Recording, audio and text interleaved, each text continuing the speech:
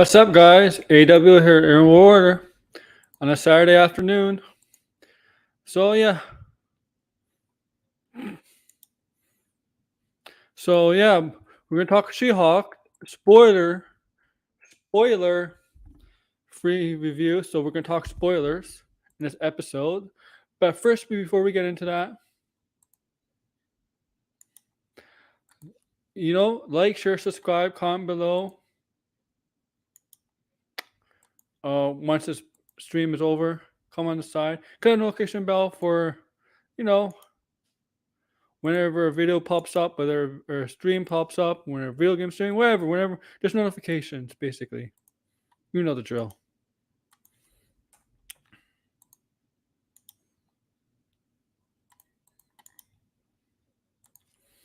But yeah, okay. So what's up, guys? So I actually I'm actually feeling pretty good. Feeling pretty good this afternoon, to be honest with you. I've been playing Madden 23 that came out yesterday. Very good game. I suggest you play it if you like Madden. I know, it's Madden, and it's just for the past few years it's been like the same thing. But this year is actually very good. They definitely improved it a lot. I can tell you that. But yes. So She-Hulk, guys, it debuted. I did do a non-spoiler review. That was a video this past Thursday. Check it out if you want. I don't care. It's up to you.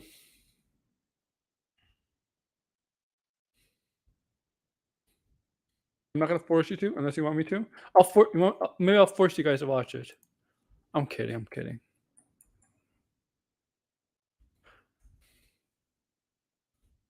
I'm kidding, guys.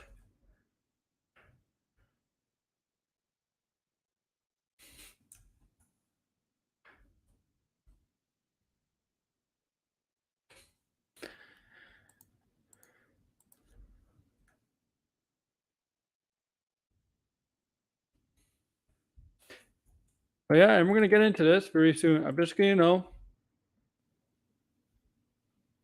Yeah, George, I'm gonna get you in I'm gonna send invites in a few minutes, so be on the lookout for that in your DMs, wherever. But yes, thank you for coming on.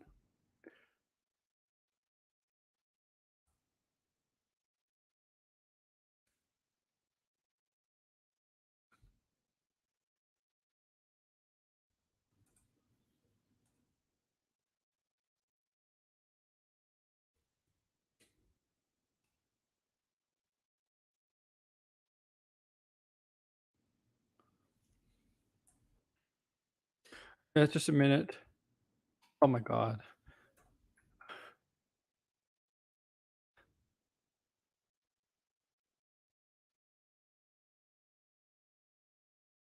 You know what? So I'm gonna just let you out. I'm gonna just say this. I like this episode. I like this premiere episode of She-Hulk for the Disney Marvel Plus show.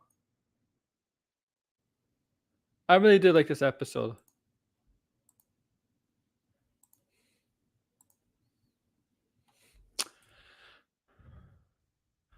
And yeah, there's people bitching about certain stuff. You know those typical people who they are.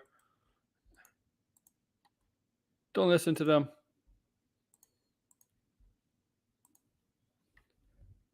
Don't listen to those people.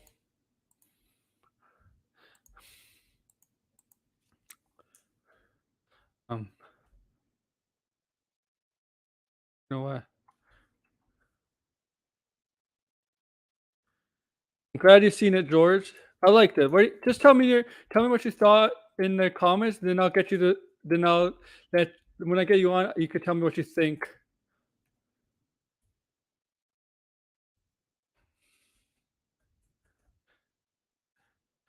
Okay.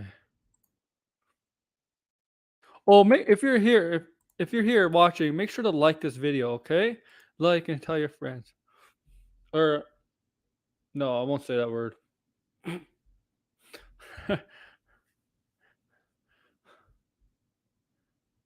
You know, I'm gonna do it.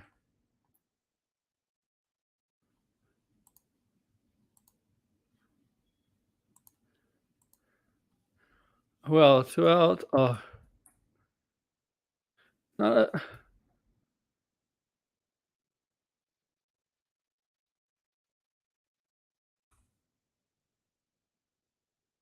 okay. You know what? Here, where's my buddy?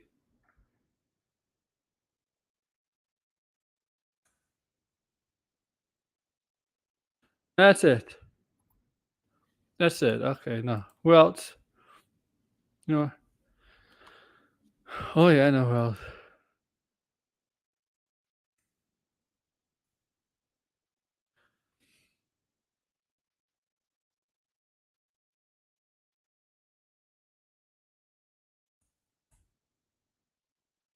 Okay. So invites in the way. Are on the way. Okay, George, I'm gonna touch you in a bit.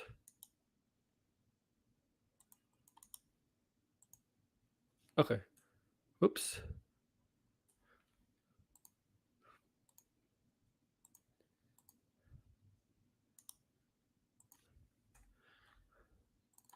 Lion Braille, my buddy. Here's an invite. Once you get it.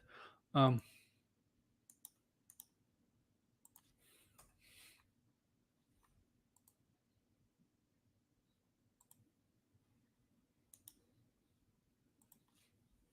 All right, George. I'm looking. Tony could get on if he wants. Tony. Where's Tony? Okay, George. I'm looking for you. I know it.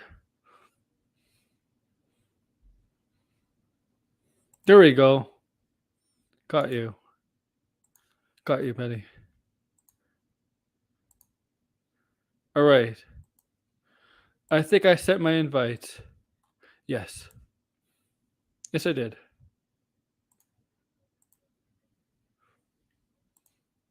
So yeah. Okay. So I did like this premiere episode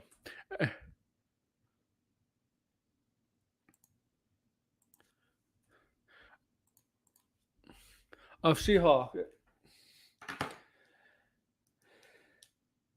I thought it was a lot of fun, personally. And here's my good buddy George. Just Hey call guys. Hey everybody. Okay, it's just you. Is this you so far? Okay, that's okay. Um, just a minute. So how you been, George? How's your day? It's been pretty good. I've had a really busy week. It was the last week of camp, and like the last few days were fun but very emotional at the same time. That's good, man. So Yeah, school starting up, I I had guess.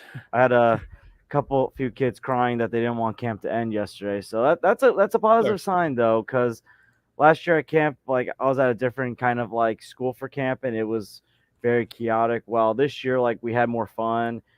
It was a better environment. It was just a lot more fun this year, You don't, and you I don't want to go. had one of the best group of kids I ever had. You don't want to go to school. That's why. Yeah, it's like yeah, literally like the one boy that was crying like the first few weeks, like he wanted nothing to do with me and my co-counselor, and then like yesterday he didn't want to leave us. Oh, yeah. It happens. But we might see him like when after school starts because we're also an after school program. So Oh, okay. So it's not all yeah, bad. All right. So you just got finished seeing She-Hulk today, if I'm correct, right? That's what you said. yeah, well, yeah. I woke up this morning to watch it because I was like out all night last night after work. We had a get together. All right. So I like the first episode. I really like. I think to me, I'm not being in a long time. I thought it was one of the best premiere episodes of the Disney Plus shows from Marvel.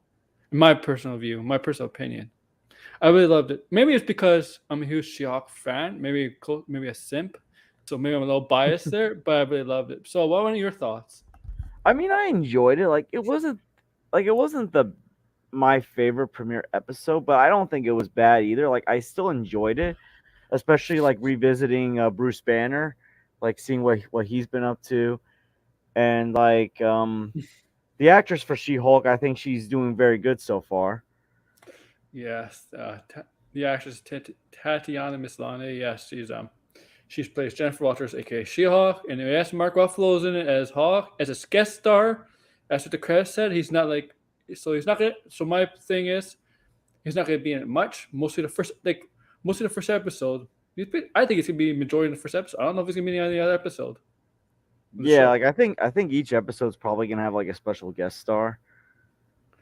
Well, we know Wong's in it, right? Benedict Yeah, Wong, we his know actor Wong. Benedict Yeah, Wong and yeah. Charlie Cox. Like that's like already two. And we know, yeah, Wong is basically the Nick Fury of Phase 4 because he's everything now. Right? Like, Yeah, yeah, he's literally like the Nick Fury of this phase. yeah. So far, yeah, he is. And I like it because I like it. I like how they UTM. Um, so it's quite clearly like, right? This is I think is a prequel to a Thunderbolts with Abomination, but we're not there yet. This is only one episode. Yeah. I kind of agree with some people. Maybe they should have gone with 2 episodes because unlike the other Disney Plus shows where they usually like 35 to 40 minutes, this was actually pretty short. Yeah, like I think there's gonna be like 9 episodes for this series, but I think part of that's probably due to the fact that the episodes are shorter. Yeah, the only show that had was the only show before this that had more episodes was WandaVision. I think that was 8 or 9 episodes, but those episodes were longer than this. And people wonder why like WandaVision was one of the more well received Marvel shows because it actually like had longer than 6 episodes. Yes, yes, and yeah, you could clearly tell in these Marvel shows the heroes, new heroes. Like, look, my gripe with Miss Marvel. Well, I like Miss Marvel, but it's not one of my top. Is that she really quickly learned how everything quickly in 6 episodes, like everything. Like, and she's a teenager. It's like, I'm sorry, but no. But you have to with 6 episodes. You have to fast track the kind of stuff, like the training stuff. You have to fast track that stuff. Yeah. Like Like, honestly, to me, like the only two like Marvel shows that were 6 episodes that I felt like weren't as rushed were Loki and Hawkeye, in my yeah, opinion. yes, yes. I mean, WandaVision was rushed because they only had a couple months to do that show. Because they started production in early 2020. They didn't start filming, right? But they started pre-production in 2020. But the pandemic basically like But I mean, shut down like Hollywood. the story Yes, didn't feel yeah. rushed in a sense. WandaVision's Like story did not feel rushed. that's what I mean. Like Loki and Hawkeye's story did not feel rushed. Where like it felt like Falcon and Winter Soldier, the story felt rushed. Um, Yes, like that's basically what I'm getting at. Like the problem with the 6 episode format with the Marvel shows, it felt like the only two that were well paced that were six I episodes were Hawkeye and Loki. It felt like they wrapped everything up pretty well. And Loki's gonna get a season 2, so even if like people were confused by the ending of season 1, you at least know there's gonna be a second season to clear stuff up. yes. So the only other show we know for sure is getting longer episodes is Daredevil. Their show is gonna be 18 episodes, which is to me I think is too long because when you have a lot of episodes, those are gonna be most of filler, I guess. Right? Right? Yo, Because usually half of CW is like that. CW is like 25 episodes, and not more than half of them are like filler. yeah, like I feel like half of it's gonna be filler. Like I feel like it's gonna be worth it if like at least those filler episodes you have special guest stars. Yeah, and yes, because I'm gonna be honest, the Disney Marvel, their storytelling is not the best lately. It's it's not up there with the DC. I personally think all the DC stuff this year is better than Marvel, And I and think also last year's DC stuff. there's not a lot of DC stuff. Okay, Blind Bill, I'll see it in a bit. There's not a lot of DC stuff, right? Like lately in the past few years compared Like to Marvel. listen, like last year, like I thought even the Suicide Squad has been better than most of the Marvel movies that have come out, with the exception of No Way Home. I kind of agree too. I agree too. Like yeah, like I, don't get me wrong, No Way Home was phenomenal, and like I feel like that and the Batman are like up on like this big level, and like you can pick which one you prefer. But then it's like after those two, it's like it feels like it's DC stuff that's dominating. Yeah, I want Marvel to make us feel again. Like, just make us. Well, I feel like Phase 4 has been like a rebuilding, retooling phase in a sense. It is. But so like to me, I think the real indication is going to be the beginning of Phase 5 because you got Ant-Man and the Wasp: Quantumanium, Guardians of the Galaxy Volume 3. To me, those are like the two of the most anticipated movies that are coming out before Kang Dynasty and Secret War, and they're like coming up. Mm-hmm. Yeah. And we'll see. Like, well, we got Thunderbolts also. I think a lot of people are hyped for that because they want to see I, the villain team. yeah, I'm looking forward to that like very very much. But I don't classify it. Like the people that are saying the one in the on this Thunderbolts, like USS Agent, the Yelena, and other characters. Those, some of the characters in that people want for Thunderbolts are not all villains. They're like more anti-hero ish. But yeah, yeah, exactly. And that's the one thing Marvel, the MCU has not really dove into is an anti-hero thing because you don't have Punisher, Deadpool, Wolverine, kind of stuff like that. They don't have really anti-heroes in the MCU. Where in DC, there's anti-heroes. Basically, the Suicide Squad is kind of like an anti-hero team now, Yeah. right? They're villains, but they're anti-heroes, right? In a Yeah. way. I mean, Black Adam's like coming around Yeah, the corner. yeah. Black Adam's an anti-hero for sure. And like I know there's either people who think it's gonna be great or some people that think it's gonna disappoint, but it's like the fact that DC is like taking risks with having anti-hero like movies, that's like the one thing they have over Marvel. I think DC does a better job overall of anti-heroes than Marvel. And I feel like even the villains, like I feel like DC, there's one thing like DC I feel like does also better with their movies, whether they're the DCEU or not, is I think their villains stand out more. Yeah, I agree. I mean, listen, even I- if like we have a mixed reception to a villain, like let's say Jesse Eisenberg's Lex Luthor, at least there's more of a discussion about Luthor than there is over Ronan the Destroyer or like other villains. Yeah, the only counter to that is that this I think it's actually one the accuser, I believe, not the destroyer. I think it's just I forget whatever. The difference is Lex Luthor's a major villain. One is not really a major. He's not really a major player for the MCU. Like Lex Luthor would be a major player for the DCU. Yeah, yeah, he definitely would be. But again, I feel like there's always been more of a Yeah. discussion with DC villains in general, whether it's positive or negative, over Marvel villains. Oh yeah. I mean, it's Like here's the people thing: are. whether you love Man of Steel or hate Man of Steel, General Zod, Michael Shannon Zod, in my opinion, was a That was great villain. amazing. That Yeah. like to me, that was like one of the best comic book movie villains in the last 10 years. Yeah. I agree. Michael Shannon played it. I agree.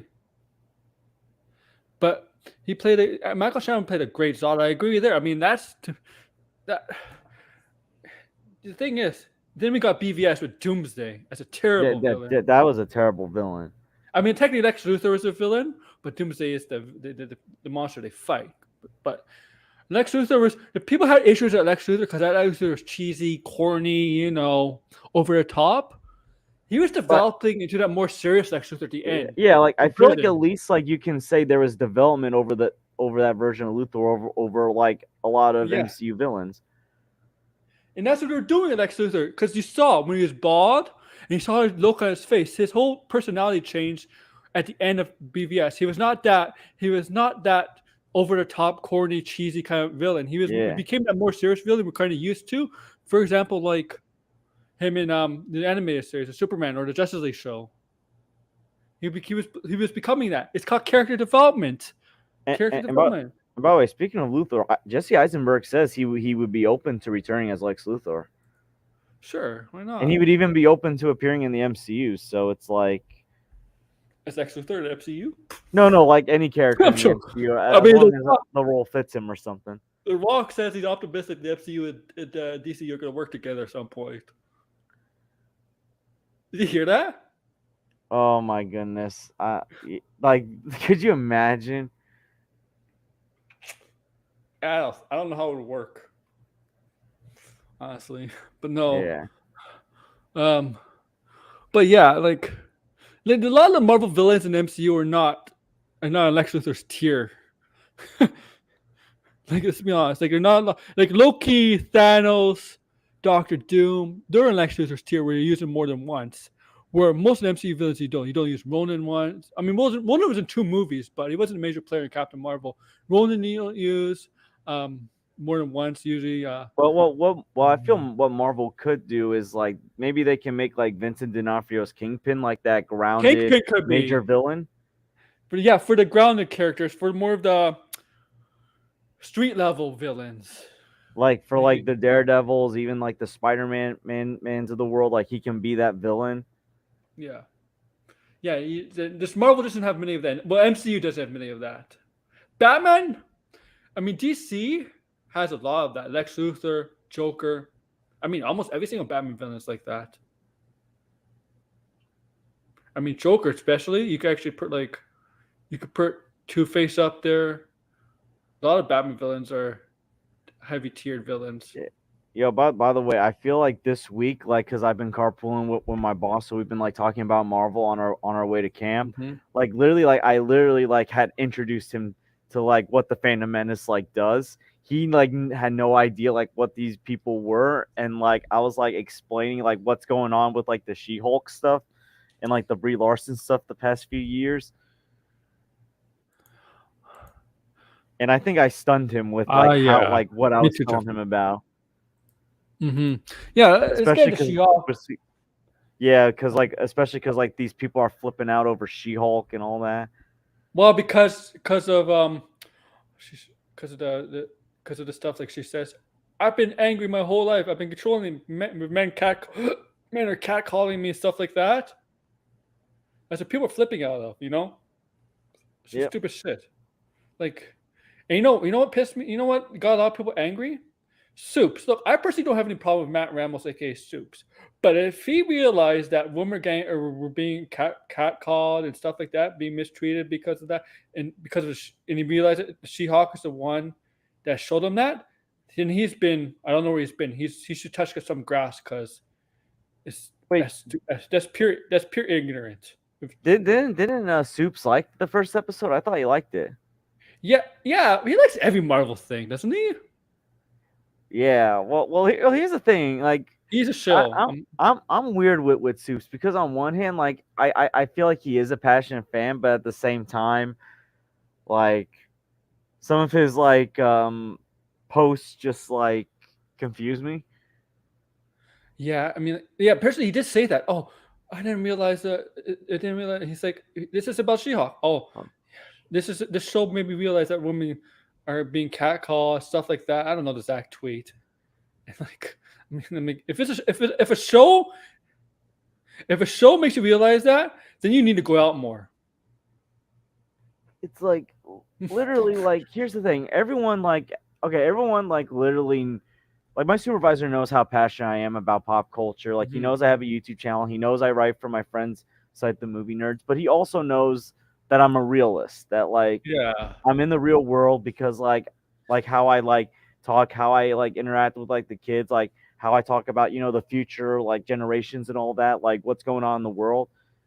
Like literally like sometimes you gotta like have a grasp on reality on stuff. hmm Yeah. So let's actually go into She-Hulk. So basically, the opening scene was her in her office with another lawyer, a male lawyer, right? A male lawyer and Yeah. her paralegal, right? And she's breaking the fourth wall there, and the male lawyer's like, "Oh, maybe I should take the case," right?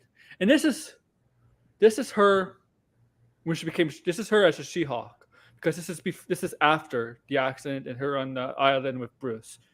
Because when she broke the fourth wall, she mentioned her story, how she got here, right? So then she just she's talking to the audience, breaking the fourth wall. She tells us her story about how she got there, right? So we see that she was driving with Bruce, obviously, and they never shut up. In a a ship comes out of nowhere, From like and Sakar. yeah, and they crash. Obviously, they crash because obviously, if a ship comes out of nowhere and it stops right in front of you in your car, I don't know. You could pull on you could probably definitely gonna pull on a brakes the last second. And you know what's amazing? I said this last night on Max's channel, or maybe the day before. This is a comparison. Their car gets wrecked. Bruce Banner and Jennifer Walters get hurt. Obviously hurt, right? Now Yeah. nothing is broken. No bones were broken or anything like that. Obviously, right? I compare it to the Ping one when his car was open when he crashed in the Batman. Nothing. No bruises. No scratches. The Ping was like- perfectly fine. It's like comic book characters are invincible in car crashes. Yeah, But here's the especially thing. Here's the Ping thing. one. The Ping You one can was. make the case that like, okay, Bruce Banner's got the Hulk blood in him, like so, Yeah. like he can be fine, but yet like Jennifer Walters doesn't have that just yet. She's about to get it, but she doesn't have it just yet. And she's Like when she's not getting out of the that- car, she's just bleeding. She just has like a few cuts, but it's like nothing like major. She's able to open the door to get Bruce out of the car. Penguin literally got like barely anything. He never got hurt. He was Exactly. nothing. And he's not a super soldier or like a turn into a giant green monster or have like enhanced healing. Maybe his fat saved him some Oh stuff. my I don't know. That's awesome. I don't know. Yeah, that's true. I feel like with the car crash, like here's the thing, I feel like the setup was very good. The only thing that I felt like was just so convenient was the fact that like as she's pulling Bruce out, that's when blood just automatically just pours down her cut. Yeah, yes. And I felt like that was too coincidental. Like I get it, you have to set it up, but and like you have other stuff that they did very good pacing with, like the Hulk training, but it just felt very coincidental. okay, yeah. And then, obviously she transforms into She-Hulk, right? And she runs from the accident, right? And it's night. She's all bruised up, scratched, and she goes to this bar. She goes to this bar, all right? Now, see, a bar at night. Bars are not exactly the nicest place, but especially these kind of bars, right? And mostly, right? They're usually with the guests are usually like not exactly the best people, right? She goes to the bar. She goes to the especially bathroom. especially that Yeah. time of night.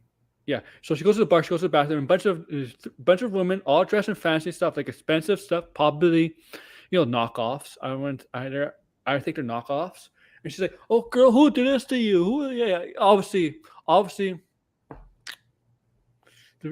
it's because the first thing you think of a woman in a woman that has scratches, bruises. You always obviously the first thing you think, oh, a man hit her or like attacked her, right?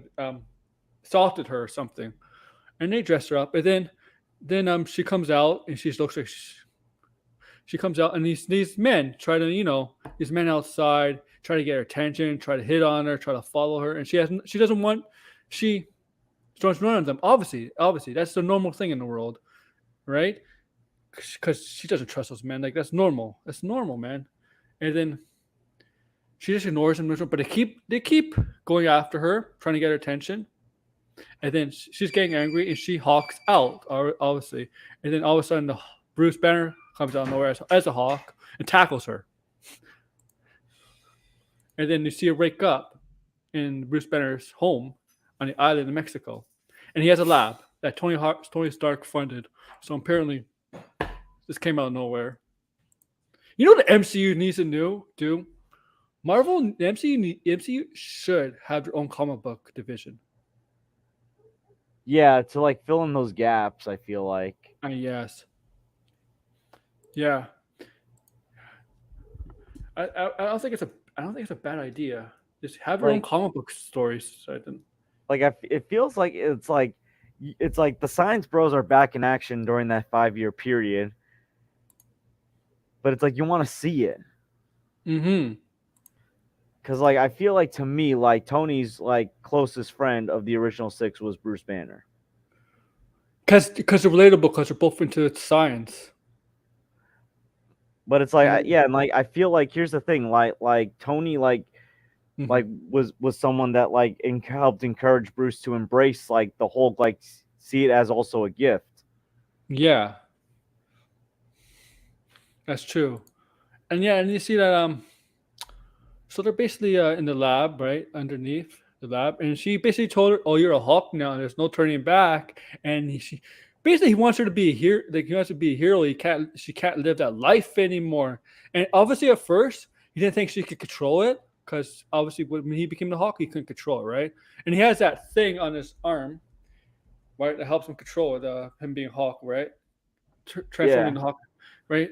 So obviously, he thinks she can't control it, like him at first. He couldn't control the Hulk, but obviously she can. And I remember they put in that little whatever it's called. They put it in there and when she transformed. And she's like, Jen, you need to control it. You need to control it, Jen. And then she just starts talking. She just starts talking. It's like, Jen, you can really control it? And she's like, yeah. It's pretty funny. And then he's like basically saying, "Oh, your life is over now. You're gonna be like basically you're gonna be a hero now. You can't go back to your normal life." And Jennifer's like, "No, I'm not having any of that." Right? That living a Hulk is living a life of pain because obviously from his experience, he explains why and from his experience. But Jennifer's like, Bruce, I'm angry all the time. I dealt with men catcalling, whatever she said, all the time. I know what it's like to be angry. She obviously right. She didn't like the. She's different than Bruce. Like Bruce still has in his mind that he's afraid to go on the outside world only when he needs to. Where she doesn't. She doesn't. She can still have a life as She-Hulk. I don't know. It's pretty. I like that talk, and yeah, and there's a lot of people saying, oh, there's a lot of people saying, oh, they're doing it once again to Bruce Banner, the Hulk. I'm like, guys, this show is not about the Hulk. But here's the thing: I feel like they still articulated just how strong the Hulk is. Yeah. Hey, Blind Bill, what's up? What's up, guys? Hello. Yeah, I was listening. Yeah. So I just had to eat something, and then I thought I would hop on and talk. What's up? Yeah. So. All right. Oh, need your help. Oh, what do you want, Max? What do you need? Oh, that's later tonight. Sorry. It's a member stream. I'm sorry, but yeah, we're just in the middle of it. What are your thoughts on the episode? I thought it was a decent episode. I mean, I enjoyed out of all the first episodes. I think Oh yeah, so far I would say like if it's like my only concern is I hope it's not Disney like what we've got already. Like I hope it's like more like Monster of the Week kind of show where like she's like dealing with different problems. Because then that would be like more. At least we would get to see more of the MCU at the grounded level, I guess. Like, oh, one episode we see what Daredevil's doing, and then maybe she has to like partner up with him for a trial. You know, like things like that would be kind of, you know, a little bit more different to what we've gotten, right? She should in this. It seems like in this show, she's actually part of the district attorney's office instead of a lawyer for hire. Mm-hmm. So, but I know in the comics, she's the opposite, isn't she? Yeah, I'm pretty sure she did work on a trial with Matt Murdock, like multiple times. Yeah, but I'm pretty sure. Yeah, because I know in the comics she wasn't working with the district attorney's office. She was working as a representative of a client, like not a district attorney. And this show seems like it's the opposite because her opponent, the opponent at her office that the agency works is combined with. It looks like she's up against somebody who did some corrupt business stuff. So yeah, so they changed her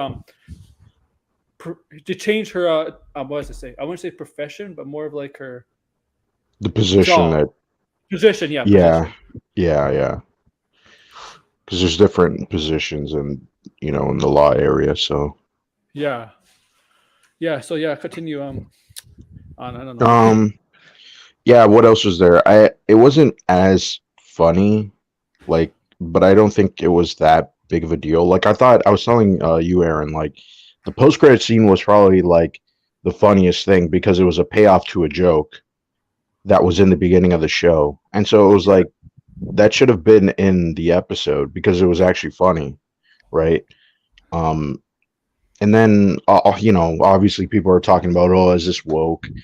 It's not woke at all. Like a lot of people are kind of like misconstruing things. Like I heard people are saying like, oh, the women that show up in the bathroom are like drag queens and stuff, and they're like not- trans no. girls. No, they're not. I don't know why people were saying stuff like that. And then what was another thing? They were saying how the Hulk is more powerful than her. Or sorry, the other way around. She was more powerful than the Hulk. Yeah, which is obviously not true. Because there's obviously that whole scene that Training. people are taking out of, like people just ignore the fact that Hulk literally throws the boulder and turns into an asteroid and Yeah. literally burns up in the air. Yeah, like what the hell are people talking about? And then another thing people are kind of like exposing themselves on is people are like, oh, she like can grasp her powers quickly compared to the Hulk. And it's like, well, you should know that. That's pretty obvious because That's in the Bruce comics. Banner. Yeah, bro, Bruce Banner has multiple different egos. And this is we already know this in the MCU itself. There's Hulk and there's Bruce Banner. They're two different identities. Yeah. So it's like she doesn't have an identity. So of course she doesn't have a Hulk, right? Like, yes, she has like the physical power of the Hulk. She's just The form. She's just a form. Yeah. So it's like again, like people are like, oh, I'm this Hulk fan, but yet that's like the most basic level of Hulk knowledge. You know what I mean? Like he has a alter ego, and she doesn't. That's it. Like there's no big deal about it. Like he doesn't have an alter ego anymore if he can control the Hawk side now with Well, I'm sure in the Endgame MCU movie, they're gonna yeah. explore that because it The doesn't Endgame really movie. go away. I know that's true. Like he just like kind of like Professor Hulk is kind of like a stopgap in the comics anyway. Yeah. And it's not really everybody's favorite rendition of The Hulk problem- anyway. The problem with the MCU, I think they could do a little bit once in a while is have a comics. To do a comic Yeah. line for some, especially for the 5-year gap. I mean, they could have done something there. Yeah, they could do a lot of stuff. Especially with the Hulk. Like I felt like this episode. Excuse me, hold on. Sorry, I just needed a cough. But like this episode was actually we got to spend a lot of time with Banner, and it was like we never really get to do this in the MCU, and it's like Banner is like a staple Marvel character. You know, there's a lot of development that came out of Banner in this episode. If you realize, Yeah. People didn't realize. Go, George. There was a lot of stuff. Yeah, It's kind of ironic how like as this episode's coming out, like they're saying how Universal might lose the rights to Hulk next year. So it's like, I feel like that's always been what's been kind of holding the Hulk back in the MCU as well, because we've never really gotten to see him in a solo adventure to like establish himself compared to like Tony, Thor, and Steve Rogers. Yeah, definitely. Sorry. it is. Definitely, I did like how she stood up for herself. You could tell Jen is a very strong, independent woman. Like she doesn't take shit from her cousin. Obviously, Mhm. Right? Well, it was also a character flaw too. That was Yeah. something no one was talking about. Especially snarky. Yeah, like she's like she doesn't realize that what she has, like I think you were talking about it where it's like or George mentioned it about like the gift thing that Tony was kind of Yes, George did. and that seems like what's going to happen with her character, right? Where she's like, hey, I don't really want to be a Hulk, but now she has to kind of like, you know what I mean? Like she has to kind of learn to deal with it and kind of integrate it into her own life instead of it being like, well, I'm just going to ignore this thing and I know better and blah, blah, blah. Right. That's something like it seemed like people were just ignoring, like, so. And I see stupid people, especially in the Phantom Menace side. Oh my goodness. We can all tell they don't know She-Hulk because they never read her comics. Oh, No. This is feminist. This is feminist. I'm like, She-Hulk's always been feminist. Yeah, they just, it seems like they're just like upset at the fact that, oh, the show has like jokes about like women jokes. Like that's all it is. It's just like Well, who's the okay, main like character? Here's the thing that kills me. You got these people like Nerdrotic who have all these like action figures or like comics like in their background. It's He like owned a store. you claim to be Yeah. this like diehard fan that like read all these comics that know these characters, and yet you're like You don't understand them. that's basically what's mind-boggling. And like blind boy, I don't know if you heard me like telling Aaron this. Like I finally like this week was like telling my supervisor who's a big Marvel fan, like how about the Phantom Menace, and literally I felt like I stunned him like when I told him just Mhm. how like these guys operate, like how popular these guys are Yeah, compared to other channels. Yeah, they like it's really annoying because like sometimes they like to do straw mans and like, oh, look, why the fuck do people like this? This is junk and this is propaganda and all this shit. And it's like most people really don't give a shit. It's just entertainment. You know what I mean? And it's like they make this. The general audience gives a shit. No, they really don't. Like if it's bad, then it's bad. If it's good, then it's good. Like and so far, I mean, with She-Hulk, we can't really gauge if it's And either or what right what's now. the worst But thing? You know what's the worst thing? They say, "Oh, the director, the producer, the actors." Oh, no. Here's the you know Tatiana Maslany, right? She wore in an interview. You know, I think it was a transgender rights shirt. yeah, Oh, you know what? I think it was it? I forget which one. It might have been Jeremy. He said, "Oh, she's attacking the people." Like, yeah, they're always going to do that.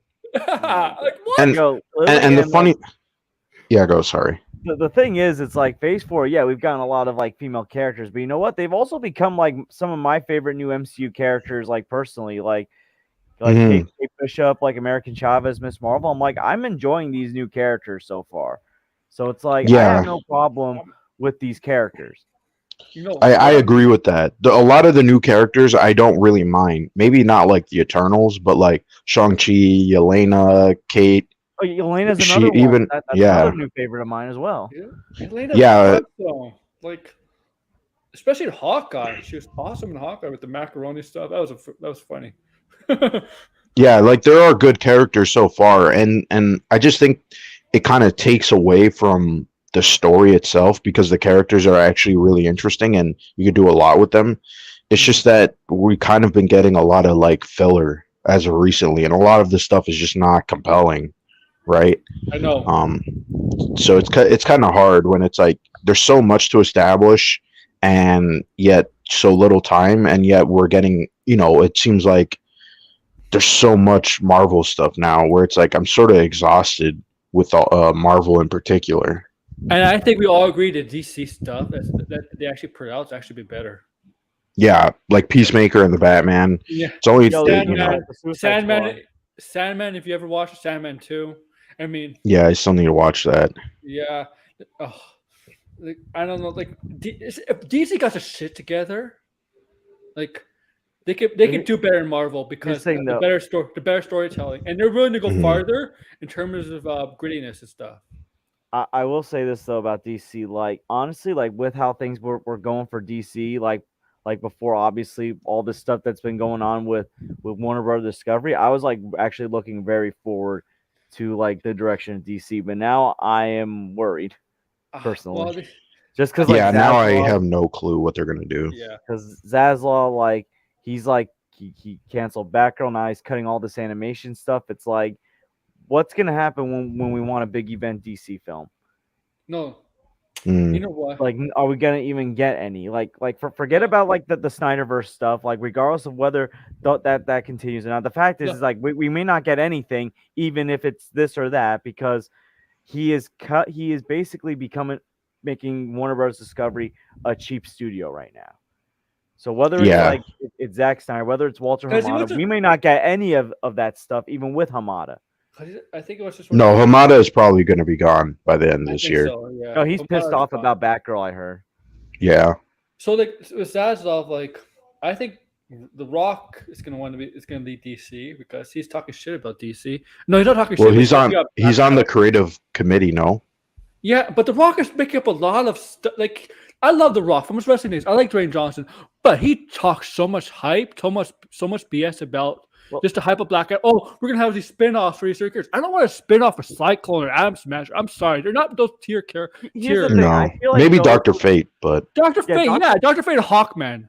Dr. Fate, Yeah. I feel like you can have a movie. Hawkman, if you're doing like a Thanagarian like theme movie, he would be like the main lead. I feel like the other two are better off getting HBO Max spin-off shows. And The Rock said, "Oh, he's optimistic that the MCU and the DC and they're gonna work together." And I'm like, you know what? That's not gonna happen. they can't even do it in the comics. And they should. But I think if Kevin Feige, if that option came on, I think Kevin Feige would be all for it. But I don't think Warner would be. Like the problem with that is like it's never. I really don't think that's ever going to happen because they have to like negotiate like screen time for like each character and like And they can't draw each side, and then you have to. It's just not going to work out. I really think, and on top of that too, when it was done, like Amalgam Comics was ass. Like it was terrible, and you know DC and Marvel have tried recently to do like set up a crossover, with Doomsday Clock and the new Thor comic, but like I don't know, they don't really have. To me, it's not. I'm like unless there's a story and there's something there, I'm not that interested in a crossover. If there's something there, I think Disney might be interested. I think Kevin Feige and MCU might be interested. I just don't think Warner and Zaslav would be interested. Well, I mean, half of the DC universe isn't even really established like Marvel too. You could just you only put Batman, Superman, and Wonder Woman, and if they do that, you have to make them look really, really strong. If I don't care what universe, if it's the DC universe or the MCU's universe, you still have to make them look strong. Yeah, I don't know what that seems like a long-term game that I don't think it's ever going to happen. Yeah. I mean, there's a better chance Spawn could be in the MCU because technically they're allowed. Technically, he's an independent, and all the creators of Image Comics own their own creation. So technically, Spawn could be in the MCU if they wanted to, and if they wanted to negotiate with Todd McFarlane, right? That's why they're doing the Batman comic again for December. Technically, you could do Spawn in MCU, or you could put Spawn in DCU because Image Comics each create their own character. So that's if Todd McFarlane wants to, though. And I don't think Todd McFarlane does not want to work with Marvel. Yeah, with like what Blind Barrel said about how DC's struggling to set up. Here's the thing: DC, I feel like always changes the plan when something goes wrong. Where Kevin Feige, I feel like overall sticks to the plan like as best as he can. Like there might be like a minor tweaker or like two, and obviously part of that's because of like the whole Sony Spider-Man deal. So like sometimes you gotta like tweak things up with that. But like other than that, I think they stick to their plan very well. Where DC, it feels like they change the plan every single year or every single month. And you can't really trust them. I have a good villain for Daredevil. I know he's more of a Spider-Man villain, but use Sin Eater because Sin Eater is Stanley Carter. His personality is his Sin Eater persona is based on the Bible, right? Right. Mm-hmm. So I think it'd be better for Daredevil than Spider-Man technically. That's they might partly own that character, so I don't know. Well, like if they ever like let like Spider-Man in the Daredevil show, maybe they can do that as like his guest appearance episode with Daredevil. They track down Sin Eater. Yeah, I mean, we could do a Sin Eater is they kind of have to introduce. I mean, Sin Eater has a long history with Shield and stuff, right, in the comics. Mm-hmm. Yeah. And was it Jan DeWolf?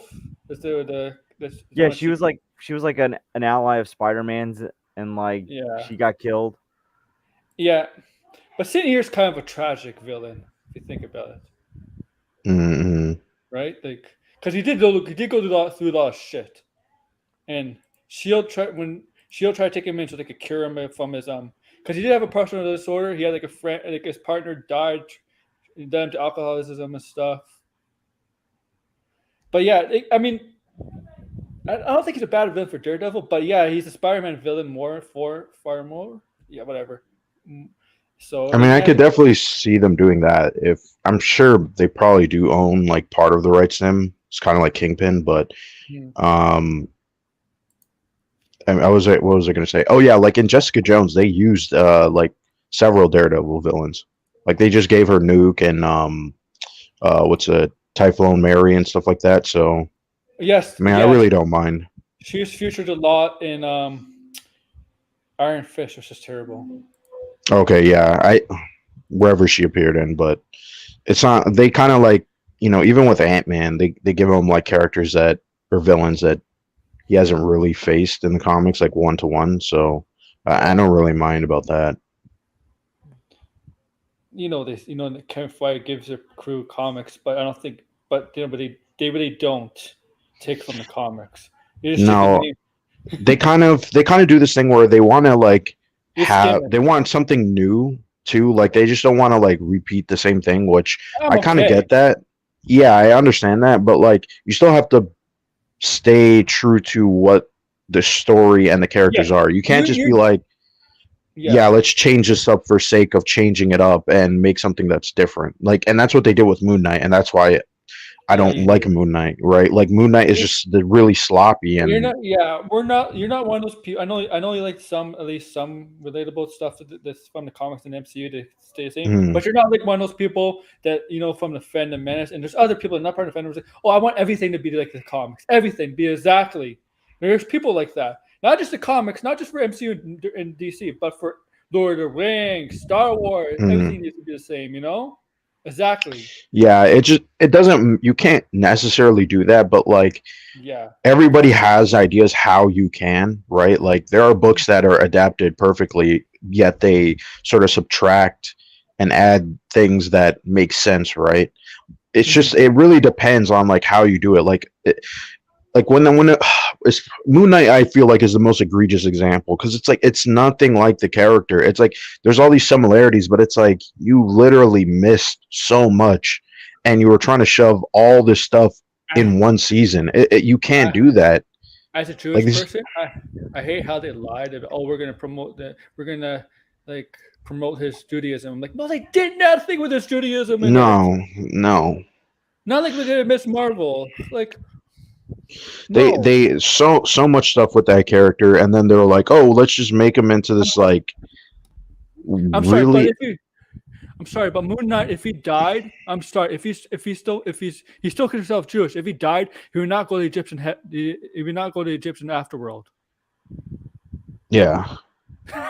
And they specifically said in that show, when you die, you go to the afterworld of your faith. I'm sorry, if he's Jewish, he would go to Jewish heaven. Yeah, it's. And Jane Foster technically should not go to Valhalla. Well, I was saying that, yeah, because you didn't die in battle.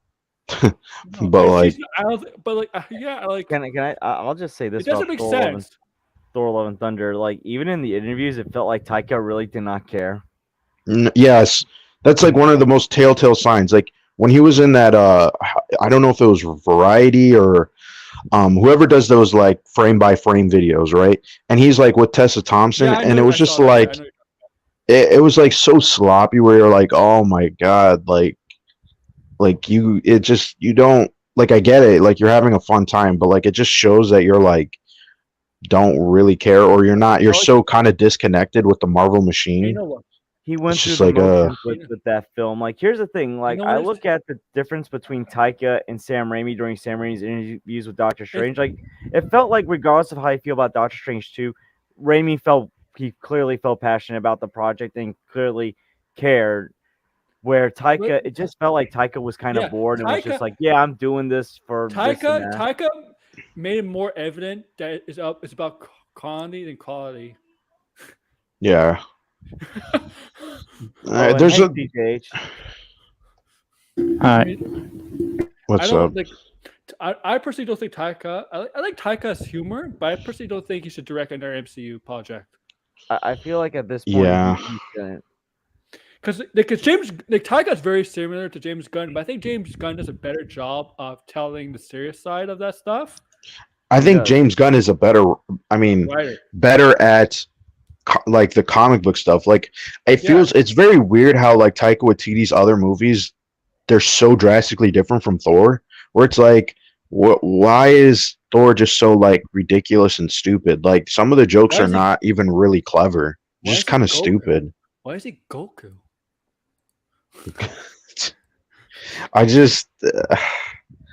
I don't know, man. Like, so there's so much stuff to complain about Thor: Love and Thunder. Oh, I even have a story about that. I Oh, was tell us. going to I was going to a bullet train, right? And I was on the escalator and I saw the Thor poster and I was telling my friend, "Oh, look, it's the worst movie ever, Thor: Love and Blunder," right? As like a joke. And I turn my head and this girl, right, is looking at me, scowling, like just like pissed off, just staring at me, going down the escalator and just shaking her head. I'm like, holy shit, man. Like MCU fans are crazy. Like I wasn't even talking to you. So, listen, I've had the two weirdest experiences with the last two Marvel movies, Thor: Love and Thunder and Doctor Strange 2. So, Doctor Strange 2, Aaron, you've heard this story how like when I saw it in like the first 5 minutes, someone was playing with a laser pointer Oh, and a fight almost broke out in my theater. yeah. Oh my god. So like I was like getting pissed off. Like, is a fight really gonna happen right now when I'm about to watch this movie that I've been looking forward to? And like Which then movie with was that? Doctor Strange 2, that I Oh my actually god. and I actually did enjoy that movie a lot personally. But regardless, like I was getting annoyed. Like even if I didn't enjoy the movie, I didn't want this to ruin the theater experience. So Thor: Love and Thunder, me and my mom are watching it, and this lady next to us is talking throughout the entire movie about every single thing that's happening. And then she's like walking around the People theater, watching, they know. walking around. She's about to go through the exit. And then she opens the exit door, lets the light out. Then she closes it, walking What? around the theater. Like as This is a she's going back, she's like, sporting event. She has to announce everything. excuse me, like going back to her seat. Oh I'm my like, god. what the hell is happening right now? She's like, I'm "What's trying it?" to watch the movie, and this lady is being half a Karen and half a very loud, obnoxious old lady. Oh my god. Like that's literally what I'm getting right now. An old lady really at an MCU film. Wow. Well, no, There's I a would lot say there's she's a in. lot of people I would say go to she's MCU like movies. maybe I've not seen it for old, Star but like, Wars. I've seen it for Star well, Wars. Aaron, I wouldn't say she was old, but like she reminded me of one of those old ladies that like talks very loudly. That's Oh, stereotypical. I was actually dealing with that during lunch today when I was eating at Country Donut for lunch. Like these old ladies were like talking very loudly, like, and it's just like, oh, this feels like I'm watching like Golden Girls or some Oh MCU man. show. And that's what I got the impression from this lady, like when I saw Thor: Love and Thunder. And Oh listen, my boy. and even my supervisor, who's a big fan of the MCU, was like confused by what Thor: Love and Thunder was. He was like, that felt like an acid trip. what's the name? Yeah, it was just I don't know. I mean, they made gore weak. I mean, not weak, but they make gore like an afterthought. I mean, you got this guy who's a god butcher. You don't show him killing any gods. Nobody. Yeah, that was like the weird part of the movie is like his whole motivation like changes halfway through. I It's know. like this is clearly a rewrite or something because it's like all of a sudden now he needs Thor's axe to like get grants to get to eternity, and it's like what the fuck is this nonsense? Like this is just like so ridiculous. Marvel is turning every villain now into a sympathetic villain. Well, the thing is, Gore can be a sympathetic villain. I He's know. he's But he like needs I was redemption. saying, he needs he needs some sort of like I wish they didn't kill him off, but like actually gave him what he deserved, which is in the title, love, because that's why he literally is like this nihilist who's like going around killing all these gods is because he lost his faith and he lost love and all that stuff. So it's like, yeah, Oh, maybe the you should have put Necrosword that didn't in the help. movie. The Necrosword didn't help. Yeah, and the Necrosword too. It's like it's supposed to corrupt him, and it just like doesn't. Like halfway through the movie, it's. I really dislike Thor: Love and Thunder. It's just such a sloppy movie. It's sloppily put together. The story is Yeah. like so half-assed. The characters I feel like are so wacky and goofy that they just like veer off track sometimes. Like sometimes they're just straight up You know what? obnoxious. Valkyrie And here's the thing. deserve Go George.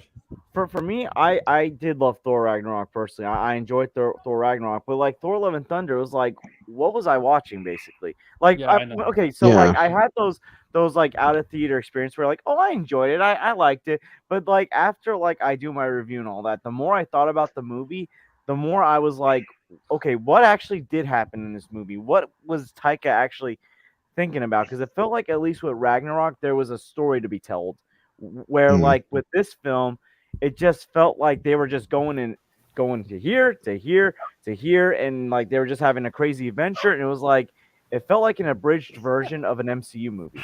Yes.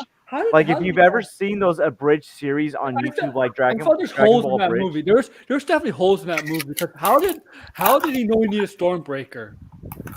Well, that's what I'm saying. Like, why is there like Stormbreaker on this like ancient wall? Like, what the hell? Like, Stormbreaker was literally just created like I don't know what 5 years ago. What the hell? Like, It's Why- a why problem would with we have- MCU. They don't think sometimes. Why were the weapons having a love triangle? it was like that. That's what I'm saying. That was the kind of humor that was just so dumb in the movie, where you're like, what the hell is this? Like the hammer is now sentient and Yeah, Thor that's loved scary. it. It was just like it just felt like again like Taika was just going like, oh, let's just do this and like wouldn't this be funny? When did like, literally, I- make it a living thing? I feel I like rewatched Ragnarok before I saw Love and Thunder. I was like, I still find this movie funny. Where like the jokes in Love and Thunder, I just was like, where did they come up with this stuff from? The That's goats. Every time I heard the goats, man, I wanted to get out of the theater, me too. It was or I wanted to go in and reach in in somehow and reach and smack Taika with TD because what the hell are you doing? Yeah. Like for How do you real? the, How do you the think I goats were felt so with the annoying. nagging? How do you think I felt with that nagging lady I was telling you about sitting next to me talking while the goats are shrieking? Yeah. Oh Like- my god, it was so like, obnoxious. Like I'm like literally like, what the hell is this? And it was Well, like, what we get? especially get- because the tones of like the other Phase 4 movies were pretty serious compared to Thor: Love and Thunder. So it's And like Thor should have been that- Thor: Love and Thunder should have been a serious movie based on what's to be what the theme was. Do you know no. what's Yeah. kind of ironic? Ant-Man 3 is gonna be more serious than I bet you it is. Yeah, it that definitely is gonna be. that's weird. With Paul Rudd. When's the last time Paul Rudd did a serious film? Yeah, but that whole movie, look at the premise of that movie though. That's like a really big, oh, we're traveling into the quantum realm and we're gonna see MODOK and Kang and all this shit. MODOK. Yeah, No, but- what But, the but it's a heck? little weird that like you're gonna have a serious Ant-Man movie, but when you introduce Gore the God Butcher, But you're making the whole Thor movie's not serious. Yo, Yeah. Apparently they're making Scott like an asshole. for Ant-Man. They're making Scott like an asshole, apparently like a bad father. Yes. He has to go to prison or something like that. Yo, not my Scott Lang. Oh my god. No, but like seriously, the whole character arc of Scott Lang has always been he's made mistakes, but he's this loving, caring father. Yeah, And so then he he's just gonna, We're not let, famous he's gonna now. let celebrity status get to his head. Yeah. That- Wasn't he that- already famous though? Like in Civil Yes. War? yes. Or after Civil War, I mean, but like He was in Civil War, so they got known obviously after. so that. like is it okay, like I'm guessing they say that it was he's the reason why they saved the world because if it wasn't for like him coming out of the quantum realm, they would all be screwed. Right? Because no one would actually have that idea to go through the quantum realm. Yeah, no, they So- would not go back in time. Yeah, they couldn't go Yeah. back if it wasn't for him. And that's the problem in MCU. Time doesn't really do anything. Where DC, if you No. go back in time, it does change. Well, they try to do that because they didn't want like all this like fuckery and shit. Like it would have been a mess. But It you would know, have been truly a mess. flaw Endgame's time travel is because they defeated the 2023 version. I feel of, like with time travel No, with Marvel, they make it more complicated than it is. yes, and Yeah. the multiverse thing is I getting guess that- complicated so I too. guess- 'cause But, like, everybody can do it. But here's the thing with the multiverse and stuff like that. Like, I don't like picking. Like, I don't pick sides. I like both Marvel and DC. But we have to be honest that DC DC you have is a better. center- than you- multiverse you stories. have a center character like the Flash. The Flash is like he's the character that goes through time. Like you have a center character like Flash, and you understand time travel in the multiverse more Yeah. than what Marvel Mhm. does. Like no matter how much you feel about the Flash show, they do explain time travel better than Endgame. I To mean, be DC honest. does. Yeah. DC does a better job. And that's kind of sad, like that. Like you can't explain time travel. Like it's not that hard. Like you see it done in comics, but you can't It's very flawed. Mhm. So the MCU, right? Like when they defeated Thanos, 2014's version of Thanos, and 2023 version, the 5 years after a snap. But I'm like, there's still the 2015, 2016, Yeah, it makes 2017. no sense. So it's like what? So like what happens in that 2014 timeline? So And, like and what? Yeah. And I'm It's like confused that- too because now you have I know you still And had it- Gamora like Gamora from that time zone was it in game 2. So Oh, you know what? Mhm. What about when they went back in time with Tony and with Tony, right? Okay. No. But when Captain America came back. Mhm. So Yeah, that's always been confusing as well. Like, and what about remember you had Tony interacting with his father? Wouldn't that have like a ripple effect and stuff like that? yeah, but they with don't the have. time? There's no ripple effects in the MCU time. It's like a lot of the things that they done in that movie makes no sense. I'm sorry, it makes no well, sense. yeah, there is a lot of things that make no sense in Endgame. But there was one thing that was like I've never heard anyone answer this question, but like, why did Tony Stark pick the year and date for when they were going to get what was it, the Space Stone? Was it the Tesseract? Yeah. I forget. When he goes and Yeah. sees his dad? Yeah, they never explain why he picks that time and date. They just say, well, we know it's at this location and stuff. But it's like, yeah, How but it was does- always how there does for he like a whole know? decade. Yeah, like how does he know? Yeah, that's what I'm that saying. It makes was like no weird. sense. That's a big Oh. plot hole because how does Tony Stark know the year and time? Like, does It's he- like Yeah. does he know Like- Hank Pym is gonna be there at that time because they needed the Pym particles? yeah, Like- like, Yeah, it was really weird. They never really explained that, and it would have been They could've- something they could've to explained explain. that. Yeah, They like could've it just would said, have been "Hey, we know interesting. Hank-" They could have said, "Hey, we know Hank Pym is also going to be here at this time and day, and we need the extra Pym particles to go back to in time." Yeah. Like that could have been just like wrapped up in a minute. Yeah, but Yeah. like, yeah. I mean, Endgame, like, the story, the whole Endgame movie did not make sense at all. Yeah, that's why I'm not like too big of a fan of Endgame. I more like Infinity War just because it's just a really basic story, but it's like kind of cool seeing everybody. I mean, all Avengers movies besides Endgame were very basic. Yeah. Yeah, Endgame was just too convoluted. I feel Yeah. like my issue with Endgame looking back is the 5-year time gap. To me, it's like Yeah. okay, so like we're gonna bring back all these people like 5 years later, but then it's like okay, so like how did they celebrate their birthdays when they come back? How did they like So bad. get back? How does like school get reestablished? Like how does like what happens to some I of don't these Yeah, know. people that- all the that are, like- interesting things. All the interesting things. Yeah, we're just gonna ignore.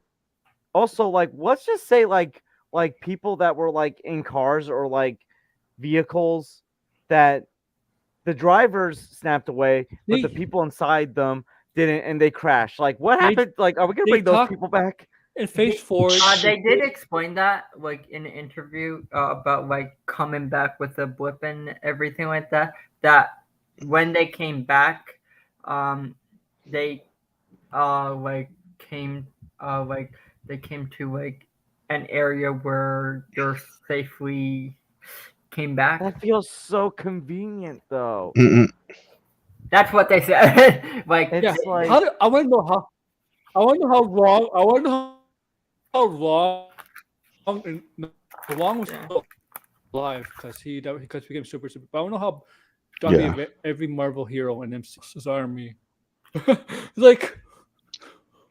That's what, Yeah, See, my idea. If you want to copy MCU and you have one big bad, like, my idea is better with bad. Like you have. yeah, Oh, did You you cut okay, out? man, bro? Like you're going in and out. he's cutting out. Oh, I'm cutting out. No, he's cutting So out. I'm saying like. Oh, if- okay. If you want. This is just me, but like I like Phase 4, but I feel like we did not get enough time with Oh yeah. Okay.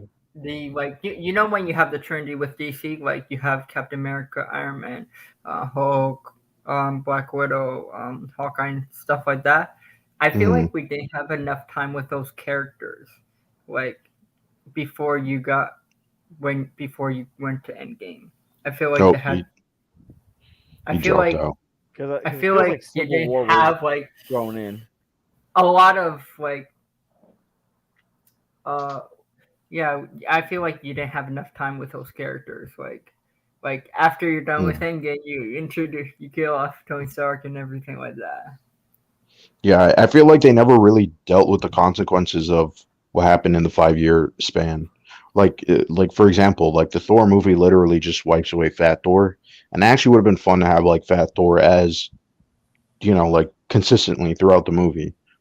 Like that should have been the story, to be honest. Is like if you're gonna do this whole thing of he's giving up and blah blah blah, right?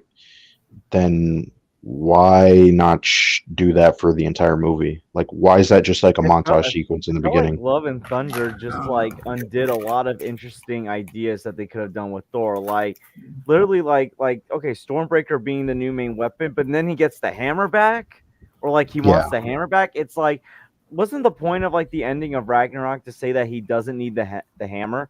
Which was a Yeah, Taika exactly. Waititi movie. Like the point was he embraces being the god of thunder without using the hammer. Like he can use his George, powers without the hammer. you want to know the truth? They don't watch any of the MCU. Someone past MCU Ta- stuff. Taika They Waititi don't has watch their never own seen movie. his own movie. They don't watch their own. Exactly. That's the thing. He doesn't watch his own movie. It's a very common thing in Hollywood not to watch your own movie that you direct. That's insane. But if you're in a franchise like the MCU, you should watch. Like Taika Waititi is literally like directed. He's in the movie, and he's just like, yeah, let me just ignore this plot point in my other movie. It's a normal What thing. the It's a normal fuck? thing. This is It's a so normal thing. It's a normal stupid. thing in Hollywood. It's a normal thing in Hollywood not to see your own, not to watch your stuff that you're in. But if you're like I said, if you're in a major franchise like the MCU, You have to watch. You should. Yeah. Like some of these directors actually should like no, even not just go directors, and sit the down and cast watch in a general audience. They should definitely do that because it's like if you want to make a good product, just see how the audience responds. You know what I Even mean? the Like cast, even the cast, they don't watch. You think every member of the MCU watches? Here's the thing with Marvel. 30 movies? No. Yes, we have like I think we're at a point where Marvel got to like you have a success like Marvel, and I think they don't care anymore. Like I wouldn't say don't care, but they don't put as much work into it because it was just succeed anyway. That's why. It was such a success that like you can just such as the TV shows, you can just have half-ass TV shows and people still watch it. You know what? They can literally film a piece of turd and put Marvel Studios Turd Man, and the shit will gross at least $700 million. Okay, that's a point where we're at. That's how bad it is. Okay. Here's what Taika's attitude reminded me of. So it reminds me of the attitude of the guy that directed Harry Potter and the Goblet of Fire, where like they didn't care about the source material and just kind of like cut like all the stuff out, like and basically made their own thing. Oh boy. No, listen, I will say this. I love the Goblet of Fire movie, but it's like a lot of the interesting stuff in the Goblet of Fire book he also cut out. And that like kind of and that's like why like as much as I love the Goblet of Fire movie because it still had the interesting had some of the interesting stuff in there, and like the story itself was still great. The mystery aspect, which made it one of my favorite book, they didn't put that in the movie. And basically, like some of the ideas that he wanted to throw in there, the Warner Brothers producers were like, "No, don't do that." I'm wondering what producers neglected to see what Taika was doing and could have stopped him and said, "That's stupid. Don't do that." Yeah, I think he got carte blanche. That's why he got free reign. He could do whatever the hell he wants, and they just didn't really care because the last movie was successful. And I mean, if you want to be fair too, this movie is technically more successful, right? It is than the last one. So yeah, so if he wants to, he can. I mean, obviously the critical reception has not been good, and the fan reaction has not been good. So they would definitely have to like scale back. But I always You know, felt like if you like just mix like the more like cool they have space stuff, and then also what we got in the first two Thor movies and Taika Waititi, but like dialed to like more like a 5, you know right? what? Then I'll be fine with that. Ant-Man is huge. Ant-Man is huge. It has huge ramifications for like the future of the Kang and the multiverse. But they have to really hit on Black Panther too.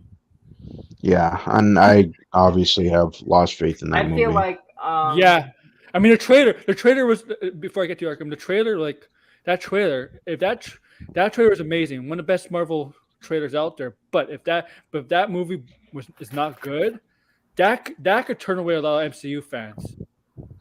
Yeah, I mean, a lot of people are already Black Panther too. Yeah. A lot of people, including myself, feel like they should still have recast. I mean, I have no clue why this movie was even rushed. Like we shouldn't even be getting it. Yeah, in my opinion, it was rushed. It was rushed. Yeah, Like, what you could have waited. Prioritized it too much. Yeah, like I Shuri as Black Panther, I'm seriously, I'm not that interested in it. Like, I know, like, first off, Shuri hasn't even been Black Panther for that long in the comics anyway. So it's not like this is not like Miles Morales, you right? know why? Everybody fell in love with her, right? So let's make it a Black Panther. Yeah. It's just it's I really don't know what half of the time. Like some of the decisions they make, I think they're like they think that like this is the right decision, but like maybe you should wait and see how things go instead of being like, let's make a decision now because we need to make money. It's all about making money. Here's another thing that I feel like they're also doing. They're trying to rush to catch up to their own comics. They're trying to include more modern day story arcs that are happening after like 2000 to current. And maybe at times it could work in their favor, like maybe like something like, let's just say like Civil War, but at other times it just feels very rushed. Well, like Secret Wars is based on 2015. Yeah, but that's the thing. Secret Wars, in my opinion, is also like being rushed because Secret Wars 2015 was set up through Avengers, New Avengers, Avengers World. Like this whole thing, it was like a big thing that was building up to Secret Wars and these incursions and stuff, right? And there was a lot of characters. First off, the New Avengers and the Illuminati. Like, are we even going to get an MCU version of the Illuminati? Because they had a huge role in Secret Wars, right? And it was very interesting because they did a lot of more immoral stuff because they were like, hey, we want to make sure we protect our planet, right? But in the process, they were also killing other planets, right? Like with people who, with people on it, and probably they're, an alternate version of themselves, right? But they had to, they even turned a blind eye. They had to make Namor do it. Namor was like, okay, fine, if you guys can't do it, I'm going to have to be the one that saves Earth. And, like he did, but he killed a bunch of people in the process. And it's like, those are stuff that's like very interesting, and it's like the characters have to wrestle with what they're doing. The MCU is not going to do that. They're not going to do that. DC would do that. DC would do that. This is how I would set up like the next few Avenger films. Before we do Kang Dynasty and Secret Wars, actually do like a new Avengers movie where you get the new team established. And instead of doing what you did in Phase 3 where they go into Infinity War as divided, they go into Kang Dynasty united, but they still lose. And like the multiverse is like broken or whatever, and then like Secret Wars, like they're like at the beginning, like they're all like down because like all this stuff is happening, but you know what? They're still regrouping. Like show like the new Avengers are a much more united front than the original Avengers. Bold prediction like, is that's what they should do. 3 Avenger movies where one they face a major threat, but it's not as major as Kang, and they go into Kang Dynasty as a united team. Yeah, we should have got Avengers movie at the end of Phase 4. In my opinion, my bold prediction: Kang is not really the main villain of the multiverse saga. It's going to be Doctor Doom. I don't know. I don't know if I don't know where Doctor Doom is going to appear besides obviously what is rumored. I don't know if he's going to even be in Fantastic Four. Yeah, that's the thing. We don't even know like who the villain Yeah. of Fantastic Four is going to be. It could be like somebody new Man. that we haven't seen on the big screen yet. It's gonna be Mole Man. Yeah, I would prefer if it's a character that we haven't seen before. I mean, because I think the reason I say Doctor Doom is because Doctor Doom seems like the type of villain that would take advantage of it, of Secret Wars, and definitely Yeah. Fall King. You know, he's always from I the think shadows. they're just rushing it, to be honest, because It's like, all rushed. It's all rushed. like if you get introduced It is. to the Young Avengers, like that's fine. You can introduce. Think the about young- it. I don't even think Young Avengers are even in Phase 5 and 6. No, think about it. Think about the first 3 phases, 11 years, right? From 2008 to 2019, 11 years. 4, 5, or 6. It's gonna be about 5 or 6 years. Yeah. Yeah. I think they're like trying to capitalize on their success and repeat things too much instead of being like, here, okay, this is where like the story should go. Like in my opinion, if you establish all these characters, you should do an Avengers movie, because why are you going to do this big event movie and we've never seen these characters even interact It's almost like all together? It's weird. It's almost like they want to get rid of this multiverse saga quickly as possible and then enter the X-Men saga. Yeah. Yeah, They're because really literally going at a breakneck speed. Yeah. Like here's the thing, I Yeah. can see them literally putting more effort into like 7, 8, and 9 with more X-Men. Yeah. I personally think they should have a final 7, 8, 9 should be the last. Yeah, I think at You that know it point, won't. It's like, but like It's at that never point, gonna I you feel gotta like they either should What can rekill or they do? reboot. What can Yeah, they I do? feel like they should reboot. Cause a like- Big Bang. Because the comics, whatever the comics going forward is literally just going to be a blueprint for the MCU. Like right now, what are they doing? X-Men, Eternals, Avengers, Judgment Day. How come we haven't heard anything about Eternals? I don't think Eternals 2 is going to even be in Phase 5 and 6. So if you think about it, that whatever that story, because that whole storyline is about the Celestials coming to Earth and they're sort of judging everybody, right? So I don't know if this is correct, but in the comics, have Marvel ever rebooted or anything like that? Yes. Marvel has rebooted, but it was like an epic fail, and that's why Heroes Reborn is like the closest to a reboot. Secret Wars it's not like DC, where like DC would have a crisis and then they would just like restart. DC. Marvel has never done that. I feel like for DC it's easier because you have like a central character that can restart the timeline and stuff like that. Mhm. And also, DC has more timelines than Marvel. Yeah, I mean, yeah, like with Flash, like it's easier because they made a character like the Flash. It's easier for them to reboot and like after they're done with this, like all New 52, they finish New 52. You have like at the end who's the Flash faster? Reboots or the multiverse or whatever like that. Mhm. Who's faster? Who's faster? Quicksilver or the Flash? I say the Flash. Yeah, Flash. Yeah, Flash. I'll be the Flash. Okay.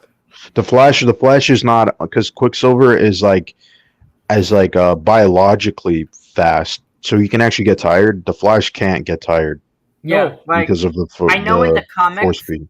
in or whatever it's called. in the future, I think in the future he has Blue Lightning, where it's like Yeah. the future Flash, like went beyond what he was in the present. So like he's like so fast and everything like that. So like Even I Superman is almost as fast. Even Superman is almost as fast as the Flash. Almost, but he's not as fast because the Flash can go like infinitely fast. He's faster. Superman's still faster than Quicksilver, though. I mean, Yeah, probably.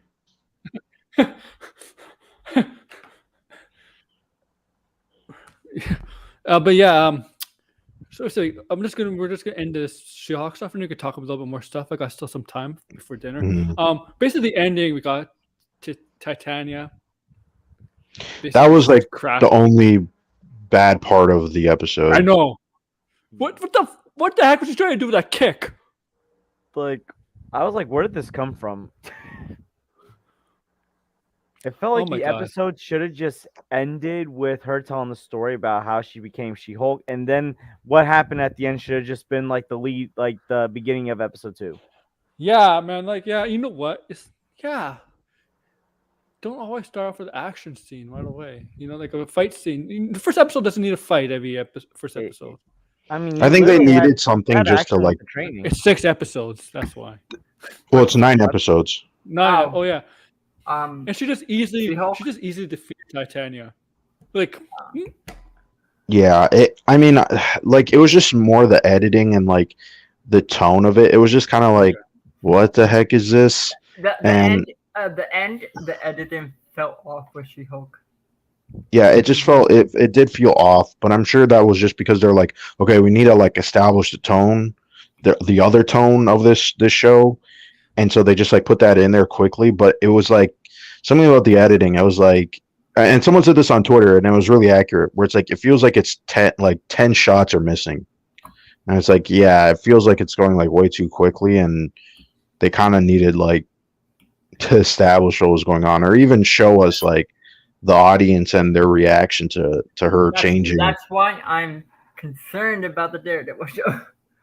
Yeah. not yet. Not yet. Like, I don't know how people can't be concerned because, like, you've seen in other Disney Plus Marvel shows, the editing is not very good. Yeah, so sometimes the Marvel's editing can be a bit wonky, No, where you're I like, think- what the heck? Like, why did you Disney's- cut to this? It's Yeah, weird. Disney The shows, Russian stuff. the Disney shows compared to HBO and Netflix shows, you're not even on the same level. in terms No, of, but editing. for some reason, the Emmys. Have you seen the Emmys like nominate all the Marvel shows for all these like technical yeah, awards? but they never win. Yeah, I know. It's still weird that they get not like. And if you know this, when Disney gets the Disney shows, whether it's Star Wars or Marvel, when they get nominated, they don't win. But when HBO does, HBO wins. Yeah, I It's did better like quality. I did like Sandman. Sandman was pretty Batman is good. good. Yeah, like I did you- get the graphic novel of Sandman. I guess try it. Like I know it's from DC, so I get try the character. Hmm. You see, Brian, but you see the Saturn Awards. Lot I didn't. is See the image. nomination. A lot of nominations when you have the comic books in it. A lot of it's from the Batman, and it's a little bit from Marvel, but most of it's from Mhm. Batman. Because Batman was the better, like in my opinion, it's the best comic book film this year because it did not have to rely on action like Marvel does, and the storytelling and the grittiness, the description of Gotham, everything was what Batman's all about. Yeah. Yeah, I hope like at the Oscars it gets like a lot of technical awards because I mean there's not really a lot of movies that were on that level this I year. really like the Batman. I just don't understand why people think like. Here's the thing. I feel like people don't understand what green light in a film is. They think like when you greenlight a film, it's like it's before like you have like the script or anything like that. It's like that's technically wrong when you are done with the script. That's No, when not always. Not always. Sometimes films have been greenlit without a script. That's why I say there's Yeah. films in development. If you see on Twitter, you see something. Oh, this studio company has announced that they're gonna make this film even without a script made. Like a green light is like that they're gonna commit to it. Yeah. Yeah. Yeah. So like, for example, video game Days Gone, right? Days Gone apparently is gonna have a movie. Sony's gonna. Oh, make a movie. by the way, oh my god, that makes no fucking sense. But I know. Days But Gone. example, like Days Gone is a video game, like apocalypse kind of video game, right?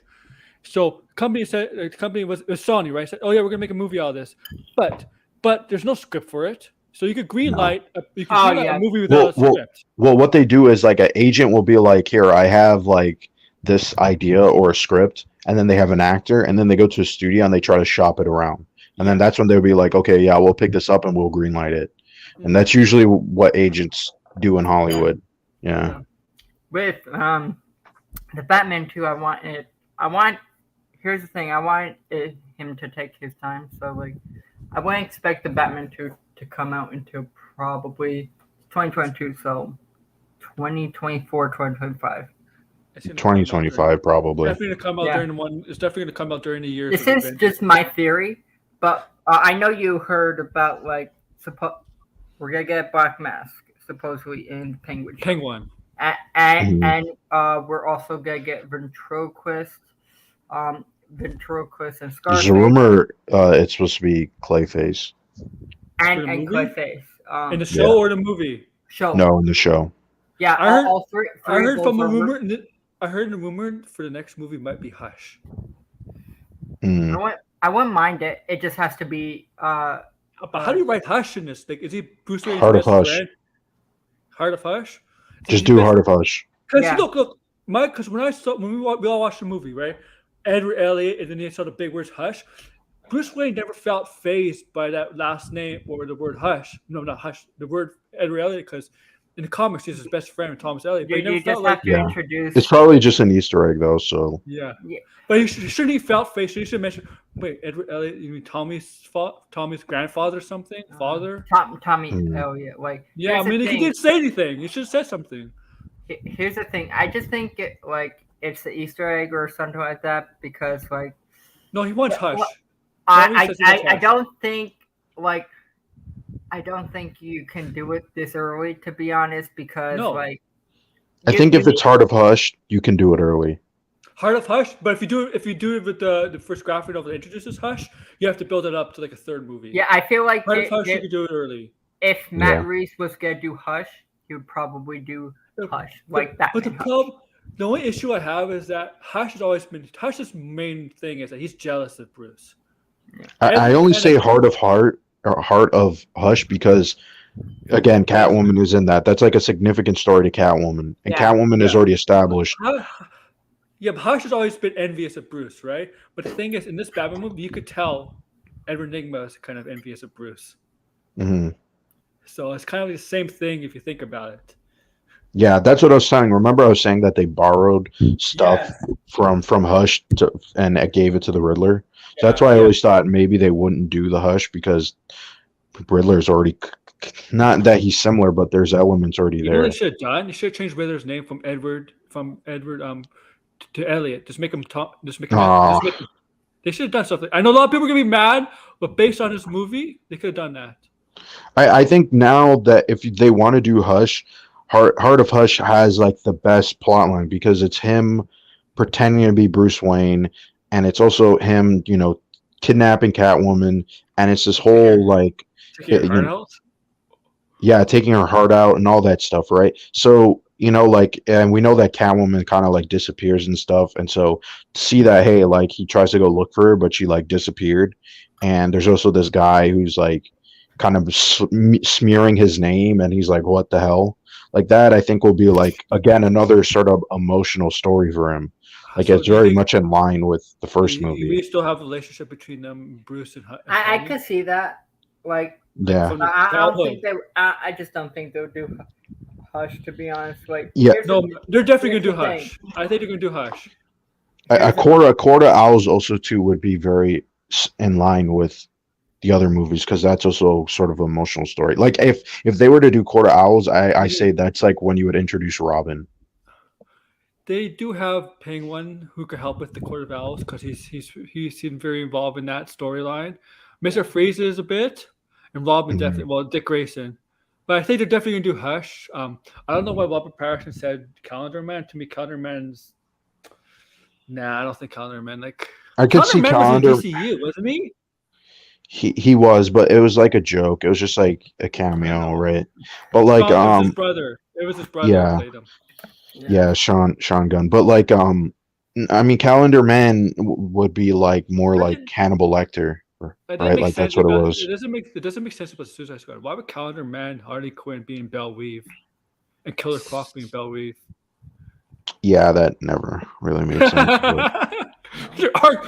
But they're Arkham people. Like they're insane. Like Belle Weave is not for the insane, isn't it? by the way, hold on. Does the Arkham Asylum even exist in the DCU? I don't think Yeah. it like has it Yeah, even been it does. mentioned. I don't even Yes, Lex remember. Yeah, Luthor. well, Lex Lex Luthor was Luthor getting was transferred in there. it. Remember? Oh, right. Okay, yeah. And then he escaped. That from doesn't even make sense. Why the hell would it be? Batman going wanted to a closer eye on him. Yeah. Okay.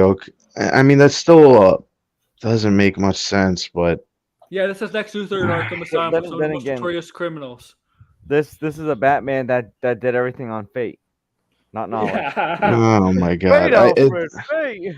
I completely forgot about that. Yeah, okay. Yeah, that doesn't the DCU like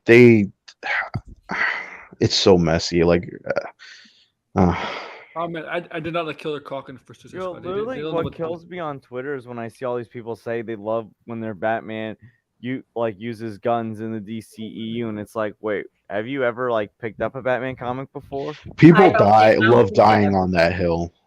Well, he has Oh. in the early days. I'm sorry. Like I will die on the hill, with saying that like I hate when people say, "Oh, Batman's killer" and stuff. No, he's not. Like If that was the case, right? Why doesn't he kill his villains?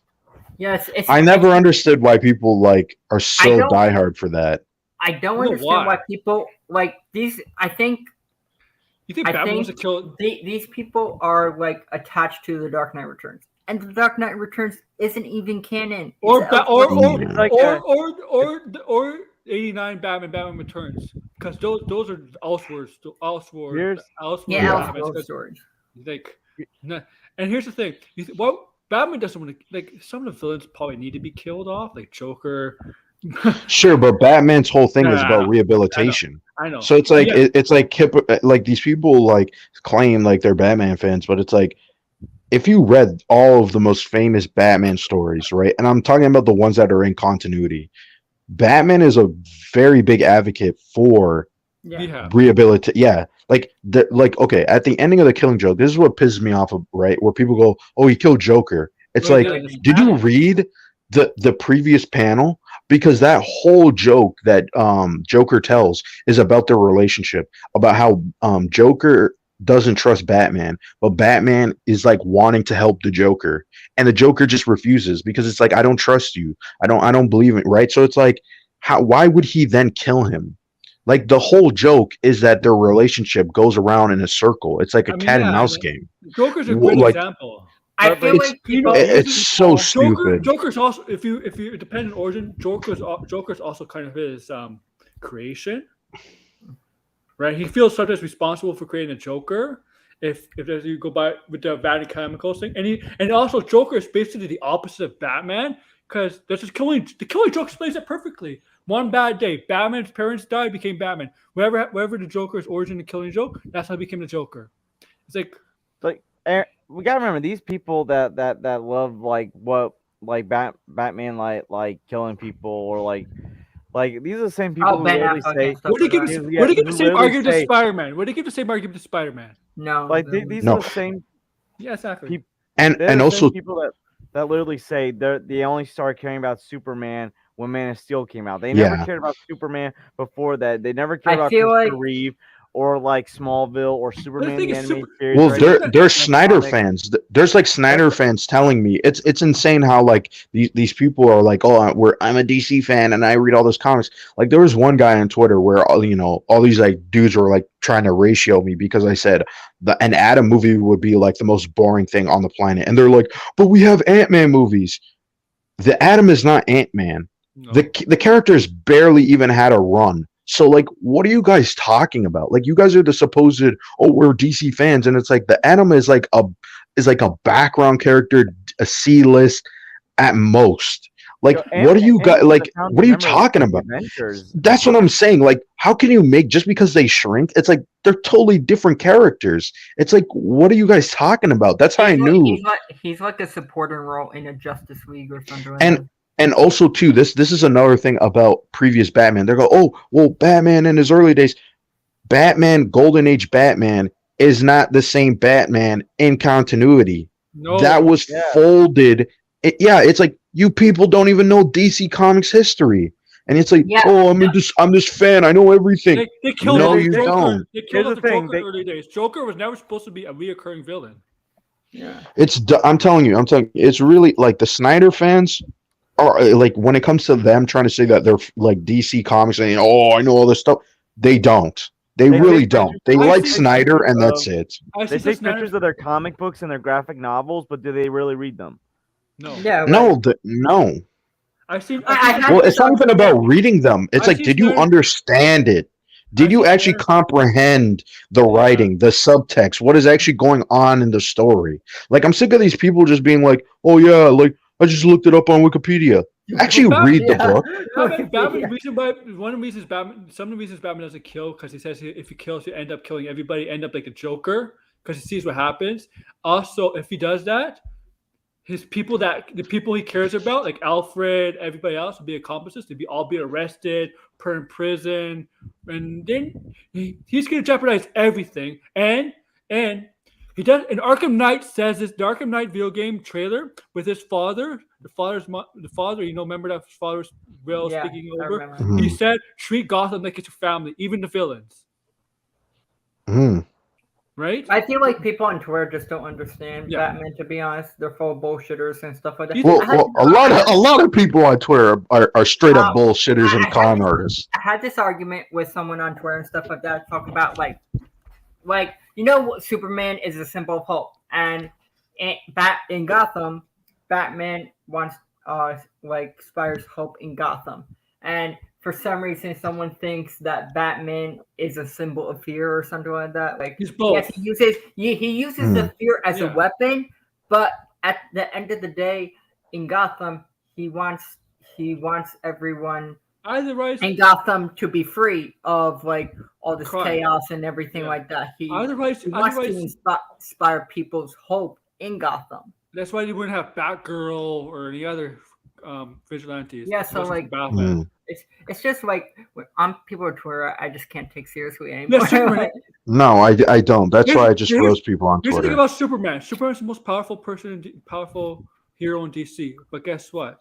Humans are not afraid of him because they'll rob during the day. People act like I saw this tweet about what's it called? Like someone said that Zack Snyder understands Superman better than everyone else. It's like, brother. So you're basically saying that Zack Snyder understands Superman better than the creators that created Superman? Like, that's bullshit. It's not even the creators. Like, the amount of classic Superman comics. Yeah, right. Like the creators, like the writers, and everything like that. The new 52 changed everything about Superman. It's I hate when people say that shit. You know what I mean? Like Zack Snyder wanted to do a deconstruction of the characters, and now all these people go, he knows the characters inside and out.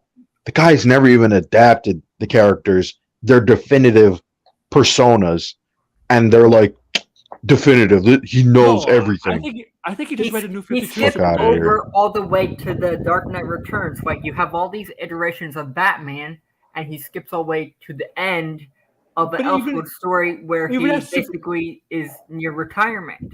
The Superman in the Dark Knight Returns is still hopeful, still positive. By virtue of the government, is that the Superman he uses, the personality that Superman uses, it's pretty much New 52 Superman. And New 52, let's be honest, was a major flop. Yeah. That's what they do Rebirth. Well, modern Superman has been a flop. I'm not sure if you noticed this. Like Earth One, in my opinion, was not a good. That was like Man of Steel before Man of Steel, and it was not good, right? Like I don't know why people like flock to that comic and say it was amazing. It was like a great Superman story. It's not Superman. It's like it's again like retreading those ideas in Man of Steel, and it came out before Man of Steel. This was like 2010. Is that the one where I think Earth One basically the one that's more realistic and realism and stuff like that. Is that the same one that you had like Earth One Batman by Jeff Johns that was more realistic? Yes. I hated I read it. I did not like it. Like, I do not want to see my hero grapple and fall off a roof and get knocked out. Like, really? Yeah. Jeff Johns' Batman Earth One was the Earth One's books are kind of interesting. Like the Batman and Superman, I don't like. I haven't read the Wonder Woman or Teen Titans. Well, the Green Lantern one was kind of interesting, especially the design. His niche is Green Lanterns. Yeah. The Blackest Night. Like that. That's I just will never understand why people defend these interpretations, like in whatever they call it, DCU or Snyderverse, like it's just I feel like it's a disservice to the characters. Like it pissed me off when he killed freaking Dick Grayson, and people are defending that. Yeah. It's People, like I couldn't believe people were defending that. That was like hilarious. It really was hilarious. Yeah, Like, literally, and like here's the thing: if you spoke out against that decision, like you could have loved everything else that Zack did except killing off Dick Grayson. But the moment you like disagree with that, you were automatically like booted out of the Snyder fandom. They were gonna. Oh, yeah. They had a Dick Grayson movie announced, a Nightwing movie announced, and they had a director. I was never part of the Snyder fandom. The only thing I liked from the DC stuff was the Snyder cut, because I was like, oh wow, this is the only incompetent thing you've made so far. Everything else was just junk. Yeah. You know, I What's love that- the Snyder cut, but again, like at the same time, I understand that like the other stuff was not popular with general audiences. One movie that critics liked, that you know general audiences was starting to get at, does not make up for the mistakes of the other films. And I'll tell you something. Yeah. Aquaman was a very good movie. I loved Aquaman. Aquaman, I really like Aquaman. I think Aquaman was pretty good and everything like that. It was okay. Like I think Jason Momoa did a good job, like as Aquaman, like I would say better than As Arthur, like in BVS and stuff like that. Yeah. Yeah, his version in BVS is. I mean, even in the BVS. Snyder He cut, just just had like a 2-minute thing in the BVS. Yeah, he shows up just like in that clip on Bruce's thing. Yeah, but like I don't know. Jason Momoa's Aquaman has always been like. About BVS? When Bruce was sleeping at the desk, right, and all of a sudden you see the Flash, like everybody in my theater laughed when that shit happened. That doesn't make sense. That's not how dreams work. No, literally, Flash? the nightmare stuff. My mom like turns to me and asks me what, I don't know what's going on. Yeah, it was pure stupidity. I was like, I get it. You're trying to like establish, something later down the road, but it was done in a way that was like so corny. I feel like the nightmare thing should have been a post-credit Bruce dreamed the nightmare, and Bruce dreamed the nightmare scene. Like he has to give a foresight all of a sudden. Yeah, it has nothing to do with the plot. You know what I mean? It's just like dreaming that the Flash travels through time to talk to you makes no sense. Like you're not gonna dream that. Like it's not a dream. If the Flash traveled through time to say that whatever knows his key and stuff like that, he would be awake. He wouldn't have a freaking dream of it. No, it's not. Like I have to say this. I don't care who this offends, but this is crazy to me that the Snyder fandom even exists. Like, because it's like BVS was like I don't know anybody in real life who liked BVS. Like they always tell me they laughed at that shit. That shit was garbage. Nobody. I've seen, like, I have stories. Right, I think I've said this on your channel where, like, there was like a couple and they were like, the guy was sleeping during the Doomsday fight, and his girl is literally recording him sleeping and like panning back, and you see all this like shit happening on screen, like the laser beams, and they're fighting and shit, and he's just like sleeping, and then there's like these like kids in the background and they're literally like dabbing and fucking laughing and shit, like they're like, this fucking garbage, what the hell is this? It's like everybody in that theater was just like, they just gave up. They're just like, what the fuck is this? We're just gonna make this a party because it was stupid. It's like, here's the thing. I felt like this fandom just like came out of left field. Came out of nowhere. It came out of nowhere. You know what it was? I just Justice League was terrible.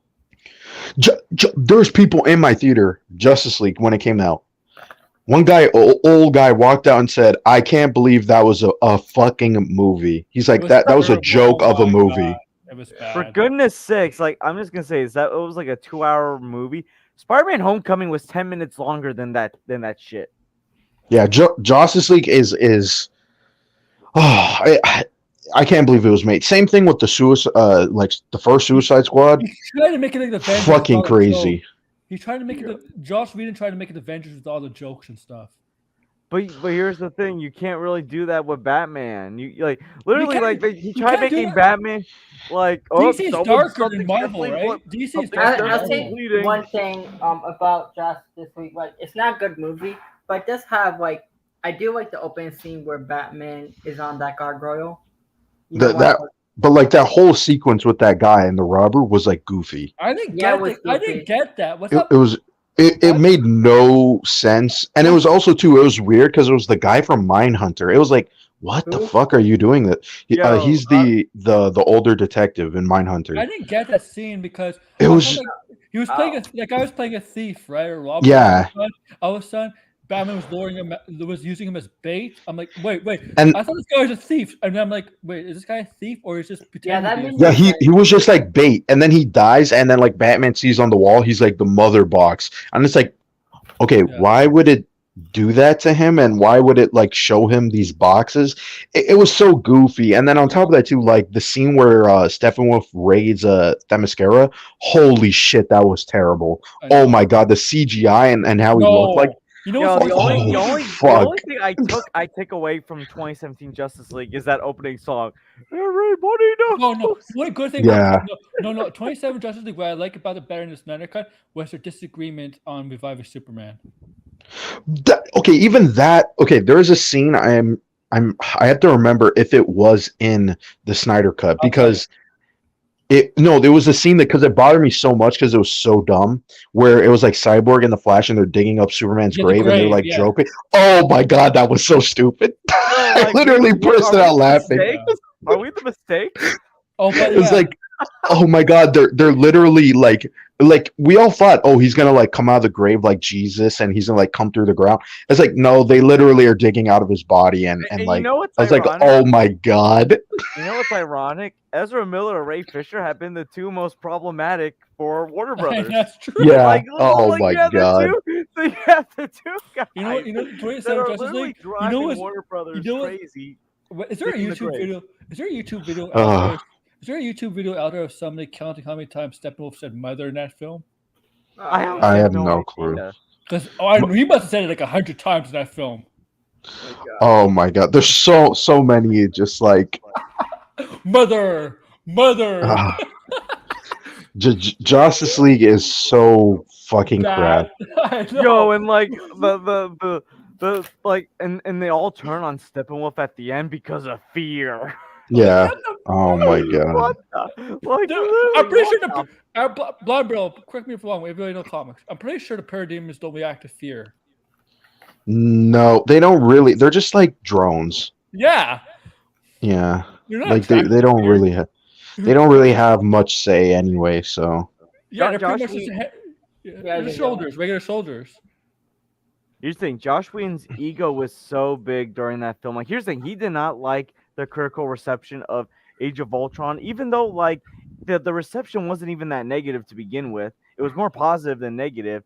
And yet, like he told the actors, "Listen, I didn't take orders from Robert Downey Jr. I ain't listening Yeah. to you." But you know what's funny though? Like, in Age of Ultron, literally makes fun of Man of Steel, with that whole the fight with the Hulk.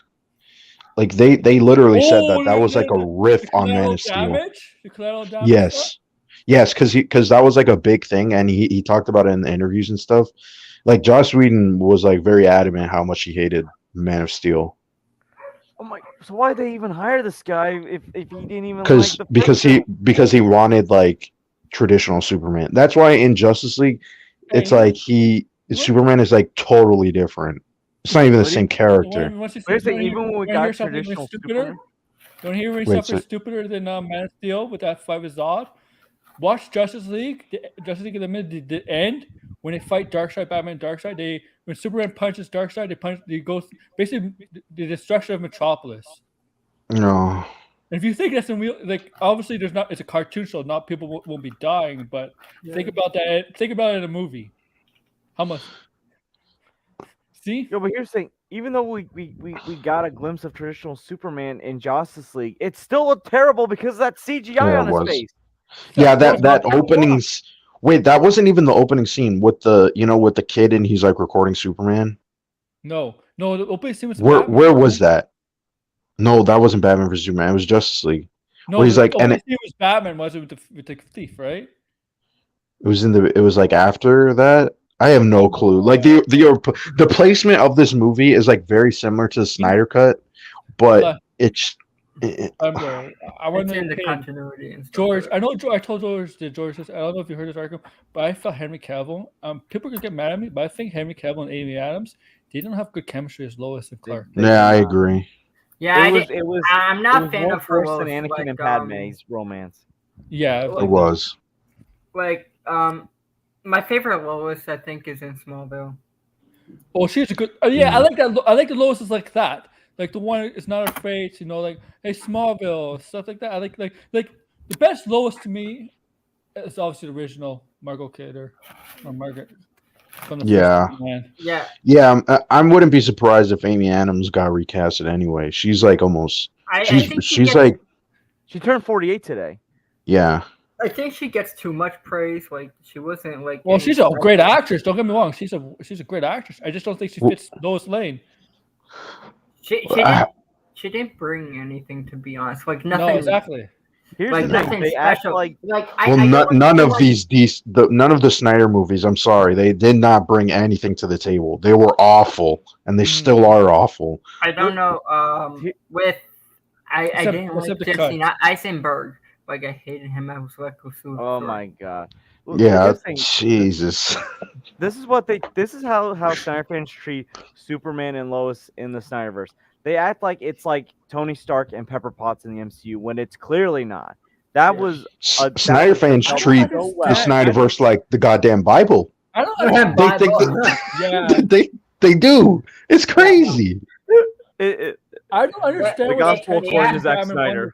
They act like Zack Snyder is like God and stuff like that, and he created. Yes, and it's like he can do no wrong, and Zaddy this, Zaddy that, bend me over, Zaddy. It's like Jesus, like you people are sick of that.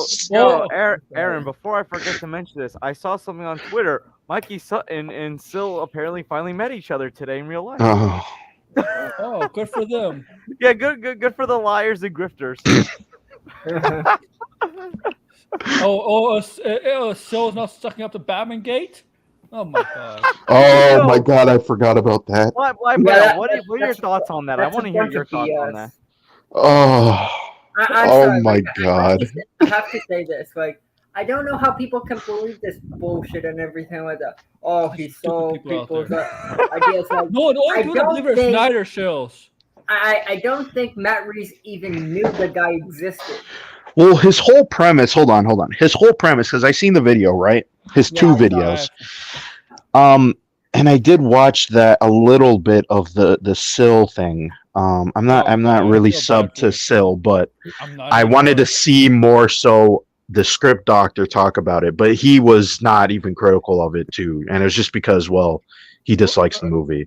But like his whole idea, right, is like this is like very like premise wise very similar, but it's like it's more so like it's very similar premise wise if you start moving around different things and you got to like subtract all this stuff where it's like, okay, it wasn't like corruption of the bank system, it was like corruption of the police. It's like, okay, buddy, that's like two different things, right? Yeah, and so Batman all around. Yeah, and that's another thing too, right? Where it's like it's so generic where it's like this is not like I'm not sure if you guys remember, there was like a case where they're trying to sue Disney because Zootopia was like a stolen idea. I don't even think that. Yeah, right. And so it's like you can kind of argue something like that because hey, no one else is making this type of movie, whatever, right? But the problem is, and Script Doctor says that in that Syl live stream, he literally says, hey, a lot of scripts in Hollywood are very similar, and that's true, right? Yeah. And it's just because, you know, most likely one. A lot of people are taught the 3-act structure. It's very basic, and a lot of people complain about it. So it ends up being that a lot of movies end up being similar. So it's like go. Very generic. Like with Batman, it is very generic. It's like the story of Batman. You have corruption and everything like that. Yeah. Like, the cops are corruption. Like that's not really a stolen idea. That is in the comic books. And then so he puts out that argument, but he's like the true evidence is the whole character composite thing, right? Where he's saying, hey, what they did is they took a scene that I had with Batgirl where she opens up a mail bomb and she gets injured, right? And he goes, well, they gave that to Alfred, and then Alfred had a scene that was like very similar to the beginning where the mayor is going to get killed by the Riddler, right? And so he's saying that they just took those scenes and they changed it, right? And the thing is, again, it's still very generic because there's a lot of movies again where people are sent bombs in the mail and die. That same thing was done with Alfred dozens of times. Like the Telltale's game did that. This guy is a comic book writer. He should have known that.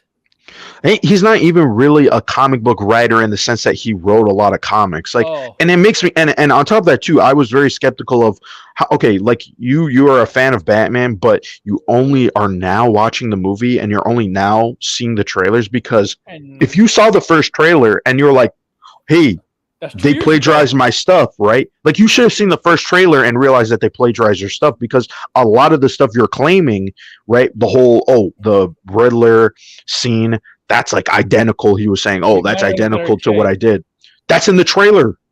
That's literally in the trailer. We've seen that in the trailer several times. So it's like, why didn't you look at the trailer and realize, hey, they copied my stuff, right? And like put this out earlier, right? Because now his story is starting to sound very suspect. Where it's like, now it's like, okay, first off, one, why don't you publish the script? And two, in my opinion, if people are going to argue plagiarism, like actually don't argue this thing where it's like, it's like they stole my idea because that's super vague. Like you should be arguing they stole my script. The dialogue, beat for beat, all of this, it's the same, right? That is more of a case. That's more of a case for plagiarism because then it's like, hey, they literally copied and pasted from your script. I mean, I don't think he has a case, to be honest. No. A lot of these things are like Batman stuff, like what he does in comics. Like you have corruption in Gotham. Like in early in Batman's career, the cops are corrupted. They are corrupt. He doesn't have a lot of evidence. And also, the big red flag that I had to make my decision if this was true or not was he wants fans to pay him $3,000. Yeah, it was $3 million. 3 million. Yeah. I have a question for these Snyder fans that are coming to this guy's defense. If this was, let's say Zack Snyder directed a Ben Affleck Batman movie, and let's just say Matt Reeves didn't use the script, but it's Zack Snyder that used the script, and the same guy's accusing Zack Snyder of taking a script. How do you think the Snyder fans would react? Hey, they would go on the defense quick. We already know they would do that. They're crazy. This happened, like you said. Scripts in Hollywood are generally basically almost the same. Yeah, you've been hearing so many lawsuits going on.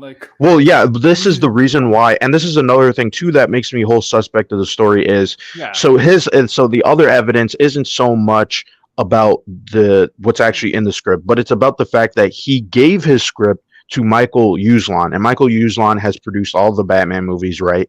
And Michael Uslan.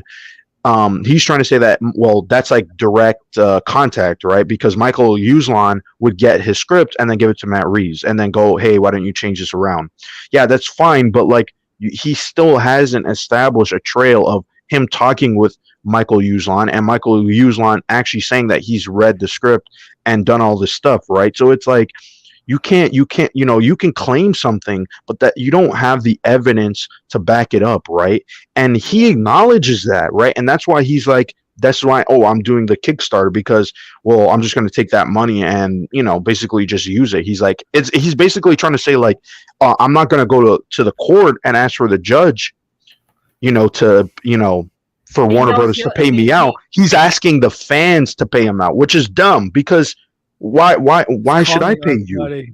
Yeah, why should I pay you? Yeah, I ain't paying shit. Here's the thing: he knows he's gonna lose in court. He knows. He's saying he can come up with all these excuses, and they are true, right? I'm not gonna deny that. If you go and try to sue Warner Brothers for this, they're gonna shoot it down. They have so many lawyers, right? So he is right about that. But like, you don't, if you're trying to build your case, right, you should probably set out and establish better evidence, right, and put out there where you're like, this is undeniable, right? Don't start your first video and you're like, oh, it's very similar premise wise, but like you got to change all this stuff around. No, like actually put out a hard piece of evidence, like the character composite. That should have been, you should have put that out first, right? Like, now everybody's like, okay, like, is this true? Like, can you put out the script and can we see how the script flows, right? But he doesn't want to do any of that. That's why I think this whole story, and the people who latch onto the story too, I'm like, you guys clearly don't like the movie, right? And so you're trying to now knock down the movie, and it's just petty. It's just stupid, right? Like, I know. you just dislike the movie, and then that's it. Like, why you gotta like throw everybody else under the bus because you don't like a movie? There's more important things in the movie. Like, seriously.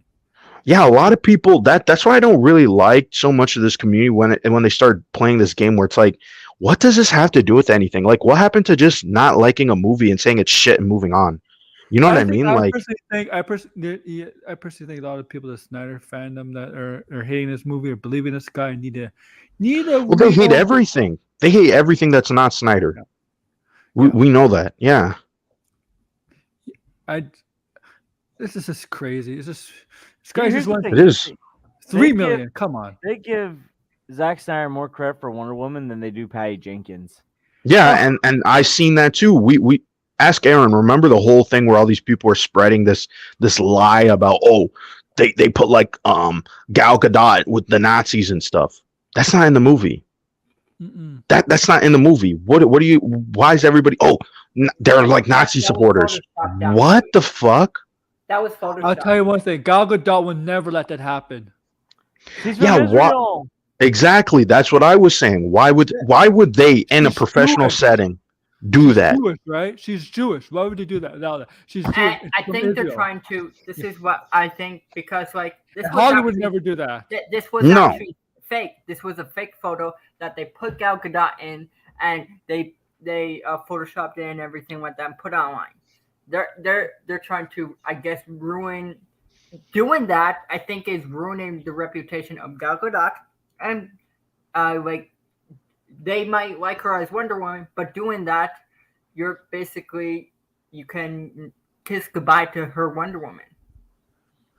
Yeah, they are trying to put out anything that is not Snyder related. They're trying to slander. They're trying to actually put out there and to be like, this is not. It's not that they dislike it, but there's got to be something else to it, right? They did the same thing with Peacemaker and the Suicide Squad. They try to be like, oh, there's this type of jokes, and James Gunn said this in the past and blah blah blah, and so it's always not about the content. It's about other things. It's just stupid. Remember during the opening of the Suicide Squad when they listed like Zack and Deborah Snyder as executive producers and like people got offended? Yeah. Like I was literally like, what kind of a Q-Bor conspiracy theory is this? Because that's what they are. They're Q-Bor. Yes. Yeah, they are a keyboard. Yeah. The thing is, these people love Army of the Dead. Army of the Dead was shit. Army of the Dead was dog shit. I agree. I agree. The script. I think I told you about the original script. The original script was dog shit. It was worse than what we got. So I can give them that, because that whole thing was about, there was like pregnant zombies and they were giving birth and people are raping. I'm telling you, it was truly sick. I can't believe someone wrote this. It was like, bro, no one wants to see this in a zombie movie. Okay, like, yeah, just look it up. It's nothing. There are elements in Army of the Dead, but like they cut out a lot of the shock value, right? So the Army of the Dead is just like, people love Zack Snyder. That's fine and stuff. I think Zack Snyder has some redeeming qualities as a filmmaker, right? But I'm not gonna sit there and simp for the guy. I'm not gonna be there going like, oh, I'm gonna do like backflips and spread my cheeks and do all this crap for Zack Snyder. I think too many people love doing stuff like that. It's just like it's just true though. Like, I seen a picture on I think it was on Twitter that I guess like it has like Zack Snyder as God or something like that and stuff like that. Yeah, Zaddy. That was like a big meme back in the day, where they put him on Jesus and stuff, and then they, oh Zaddy, oh my God, Zaddy. It's listen. I just don't understand this fan group. I never have. Like, the only thing I can give them is the Snyder Cut. The Snyder Cut was actually like, oh wow, this is the competent thing. Like, this has actually had potential. But it's like, if they don't want to move forward with it, then like, oh well. You know what? I'm not upset, but these fans, it's fans. I'm telling you, that's why I don't like claiming to be a fan of something, because they do stuff like this. Okay. Just Like, pure insanity. and let's be honest, like the new guy in charge, like he's not gonna go back to the original plan what Zack Snyder wanted it to do. No. The dark side and everything like that. He talks about extending. I kind of wish he did, though, just to prove to these Snyder fans that it was a mess and it bombed. just because that was the only time the fan base and these people who are like, so they're not like logically thinking, they're just like so grasped on this idea. Okay, you know what, if I was David Zaslav, I would be like, okay, greenlight Justice League 2 and 3, and if it bombs, I'm gonna make a full statement being like, well, there you go, it bombed, no one wanted it, no more Snyderverse. Here's the other thing, dude. They're simping for Ray Fisher, this attention-seeking dude who was trying to make the Batgirl cancellation all about himself, not about Leslie Grace, not about like all the other people who got screwed over. It was about him. Like, and it's like, wait, what? Like, dude, like you should be like helping defending Leslie Grace, not making this about yourself. Yeah, it's not a good agreed. sign when he's working on another Zack Snyder project and not working with anybody else. Yeah, that's the only he's lucky. Gonna get in the industry is with Zack Snyder. He ain't gonna get work with anyone else. Yeah, because everybody would be like, hey, he's too hard to work with, or he's gonna make up lies. I was like supporting him in the beginning, where it's like, hey, if you don't want Cyborg to be, you know, reduced to a line, right? Booyah.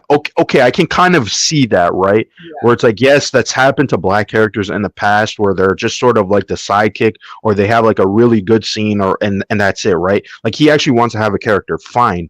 But then he was doing all these other things afterwards, where it's like, you're not really helping yourself, and to be honest, you're really not helping anybody, right? Like, if you're supposed to be an activist, what are you what is the point of this all? Where he lost me was when he started going after Walter Hamada. It's like, dude, Hamada was bought in after all this crap that you went through. And didn't it's like, he go after? He probably doesn't even know what transpired behind the scenes. Well, you know the rumor of why he went after Walter Hamada, right? I never heard. Well, what was the rumor? The rumor, I'm not sure if it was in that article talking about the bots. I don't know if it was like a Rolling Stone article, but the rumor was that they were trying to say was that Ray Fisher was working on behalf of Zack Snyder, because Walter Hamada was like pushing back on the Snyder Cut and things that they could do in the Snyder Cut, and so Zack Snyder and his wife were pissed off, right? And so they were gonna. There was actually one point where they were like going to actually stop doing the Snyder Cut. Like, they were going to be like, we're just going to cancel it, right? And so Ray Fisher was the one who, I don't know if they talked to him or they told him what was going on, but he put out there, hey, I hate Walter Hamada, and he was basically accusing him to basically put pressure on Walter Hamada to ease up on Zack Snyder. So in other words, he created this fake accusation just so they can release the Snyder Cut. The timing feels coincidental as well, because that July, I think that was when Ray Fisher started going after Jeff Johns and Josh Whedon. It was like 2 months after the Snyder Cut was announced. So basically, same thing is what they're saying he did to them too. That they had a problem with both Jeff Johns and who was it? Rosenberg. Who was the other guy? He wrote? I think he wrote Wonder Woman. He was also there. You know who I'm talking about, right? It was him and Jeff Johns. They had a problem with, right? Mm-hmm. And because they were like, "Hey, we're gonna like dramatically change the Justice League. What we got now, right? We're gonna like change it up." and then put out the Justice League, right? And Zack Snyder obviously didn't want that, and so Ray Fisher again was supposedly creating all these problems as like sort of like retaliation. Like this whole thing now makes more sense to me, where it's like this is work retaliation. You're like, hey, the other guys want to do something else, and you're like, well, fuck you. I'm just gonna like just raise the alarms and start accusing you of bullshit, right? So basically, I think they're still accusing. They're still accusing Jeff Johns. Like they are. Anything that Jeff Johns puts out, like I think he's making This is Society of America, like comic book and stuff like that. I think this can be connected to the movie and stuff like that. And people like are saying like trash and stuff like that because people. I seen that. Like I read his work. Like he's good. I don't know the guy. Like I can't say that he's a good or bad person because someone put something out. Because I have no clue. I don't know the person. Like it's like me like accusing someone that I do not know anything about. I agree, but like we know how these Twitter zealots they act. Like it's like they're ready to jump down people's throat with a lack of evidence. It's just like come on, you know what I mean? And and his comic book series is good. Like I've been reading what is it called, Flashpoint Beyond or Beyond Flashpoint? I think it's Flashpoint Beyond. That's good. Like he makes good stuff. Like he's just not good at movies. Like yeah. Here's the thing. Like with comic book writers, writing a comic book's different than writing a movie. It's totally different. So like I kind of knew something like this could happen because this is why I don't want like comic book writers to write like movies, is because they don't have an experience of writing movies at all. It's just comic. Todd McFarlane. I guess Todd McFarlane too. Like it's just like they don't have any experience. Like I don't understand why people are like saying that this comic career should write this, even though he has no experience of writing scripts. Yeah. It just makes no sense. And like, I think they need to do something where it's like you have like a co-writer, and then you have a screenwriter, right? Yeah, but the screenwriter is the one who's going to be like, hey, we'll do the movie stuff. We can do this, put this here, and then you have a person who's familiar with the source material to be like, hey, we should do it like this, or this would work, and you kind of are that way, are brainstorming, and it's just two people. Because like when you start making it where it's like, oh, it's a whole writer's room and everybody's brainstorming, that's where I feel like ideas sometimes, like I don't think you should make a movie like that. You can make a TV show like that, but you can't really make a standalone movie like that, right? So I don't know what the decisions that are made, but like creatively it just feels like they need to have like someone's voice come through, right? Like you can have a through line story, but I do like Stargirl. Like he makes Stargirl. Stargirl's good. I haven't even seen that show. I have. It's very good. Like I think I don't know that much, but like this show was created because of I think it was it his sister or was it? The character is created from his sister, who I think she passed away, right? Passed away, and like the thing is, like I hate when people use that against the person because like you don't like the person, now you get say bad shit about his sister now. Okay, guys, thank you for coming on. But I think it's time to end it. I'm hungry. I need to eat dinner, and I want to. And I'm gonna let you do what you gotta do. So I'm gonna plug first from the right. So go George. Then the drill. Go ahead, George. You can find me at Just George, and not this weekend, but like during the week, since I have off. My last day of work was yesterday for the summer. I'll be doing reviews. I'll be continuing my Kevin Smith Universe review series, and also I'll be reviewing Harry Potter and the Chamber of Secrets this week. So please check out my channel if you haven't already. I'm going to put the link in the chat. Arkham? Nice. You can find me at Arkham Gaming on YouTube and Twitter. I think tomorrow I'm gonna be doing a live stream of the Telltale series. Finish that up. Then Tuesday I'm gonna do that. I think it's Game Awards, like the Game Awards where they show Hogwarts Legacy and Gotham Knights. I'm gonna do like a whole live stream. Gamescom. Yeah, Gamescom. Like, but Gamescom. Like, I'm excited. I really like the Red Hood gameplay, so like, I'm excited what they're gonna show. Braille. You can find me on Twitter, Blinded Braille. I just mostly post about games and comics and movies, give my opinion on stuff. So if you want to check me out, go and follow me there. All right. Yeah. So thank you for everybody for coming on. With me, like, share, subscribe. Comment below after the stream is over. Click the notification bell for when things come up, like uploads and streams, whatever. Thank you for joining this Seahawks Spoiler Review. I know we're talking about 20 minutes basically about the show, episode 1. Next Saturday will be episode 2. Maybe more to talk about. But yeah, thank you all for joining me and my buddies here, AW, Aaron Water. And I think Max is having a show tonight if you want to check it out. But I'm not sure. But take care, everybody. AWO is out.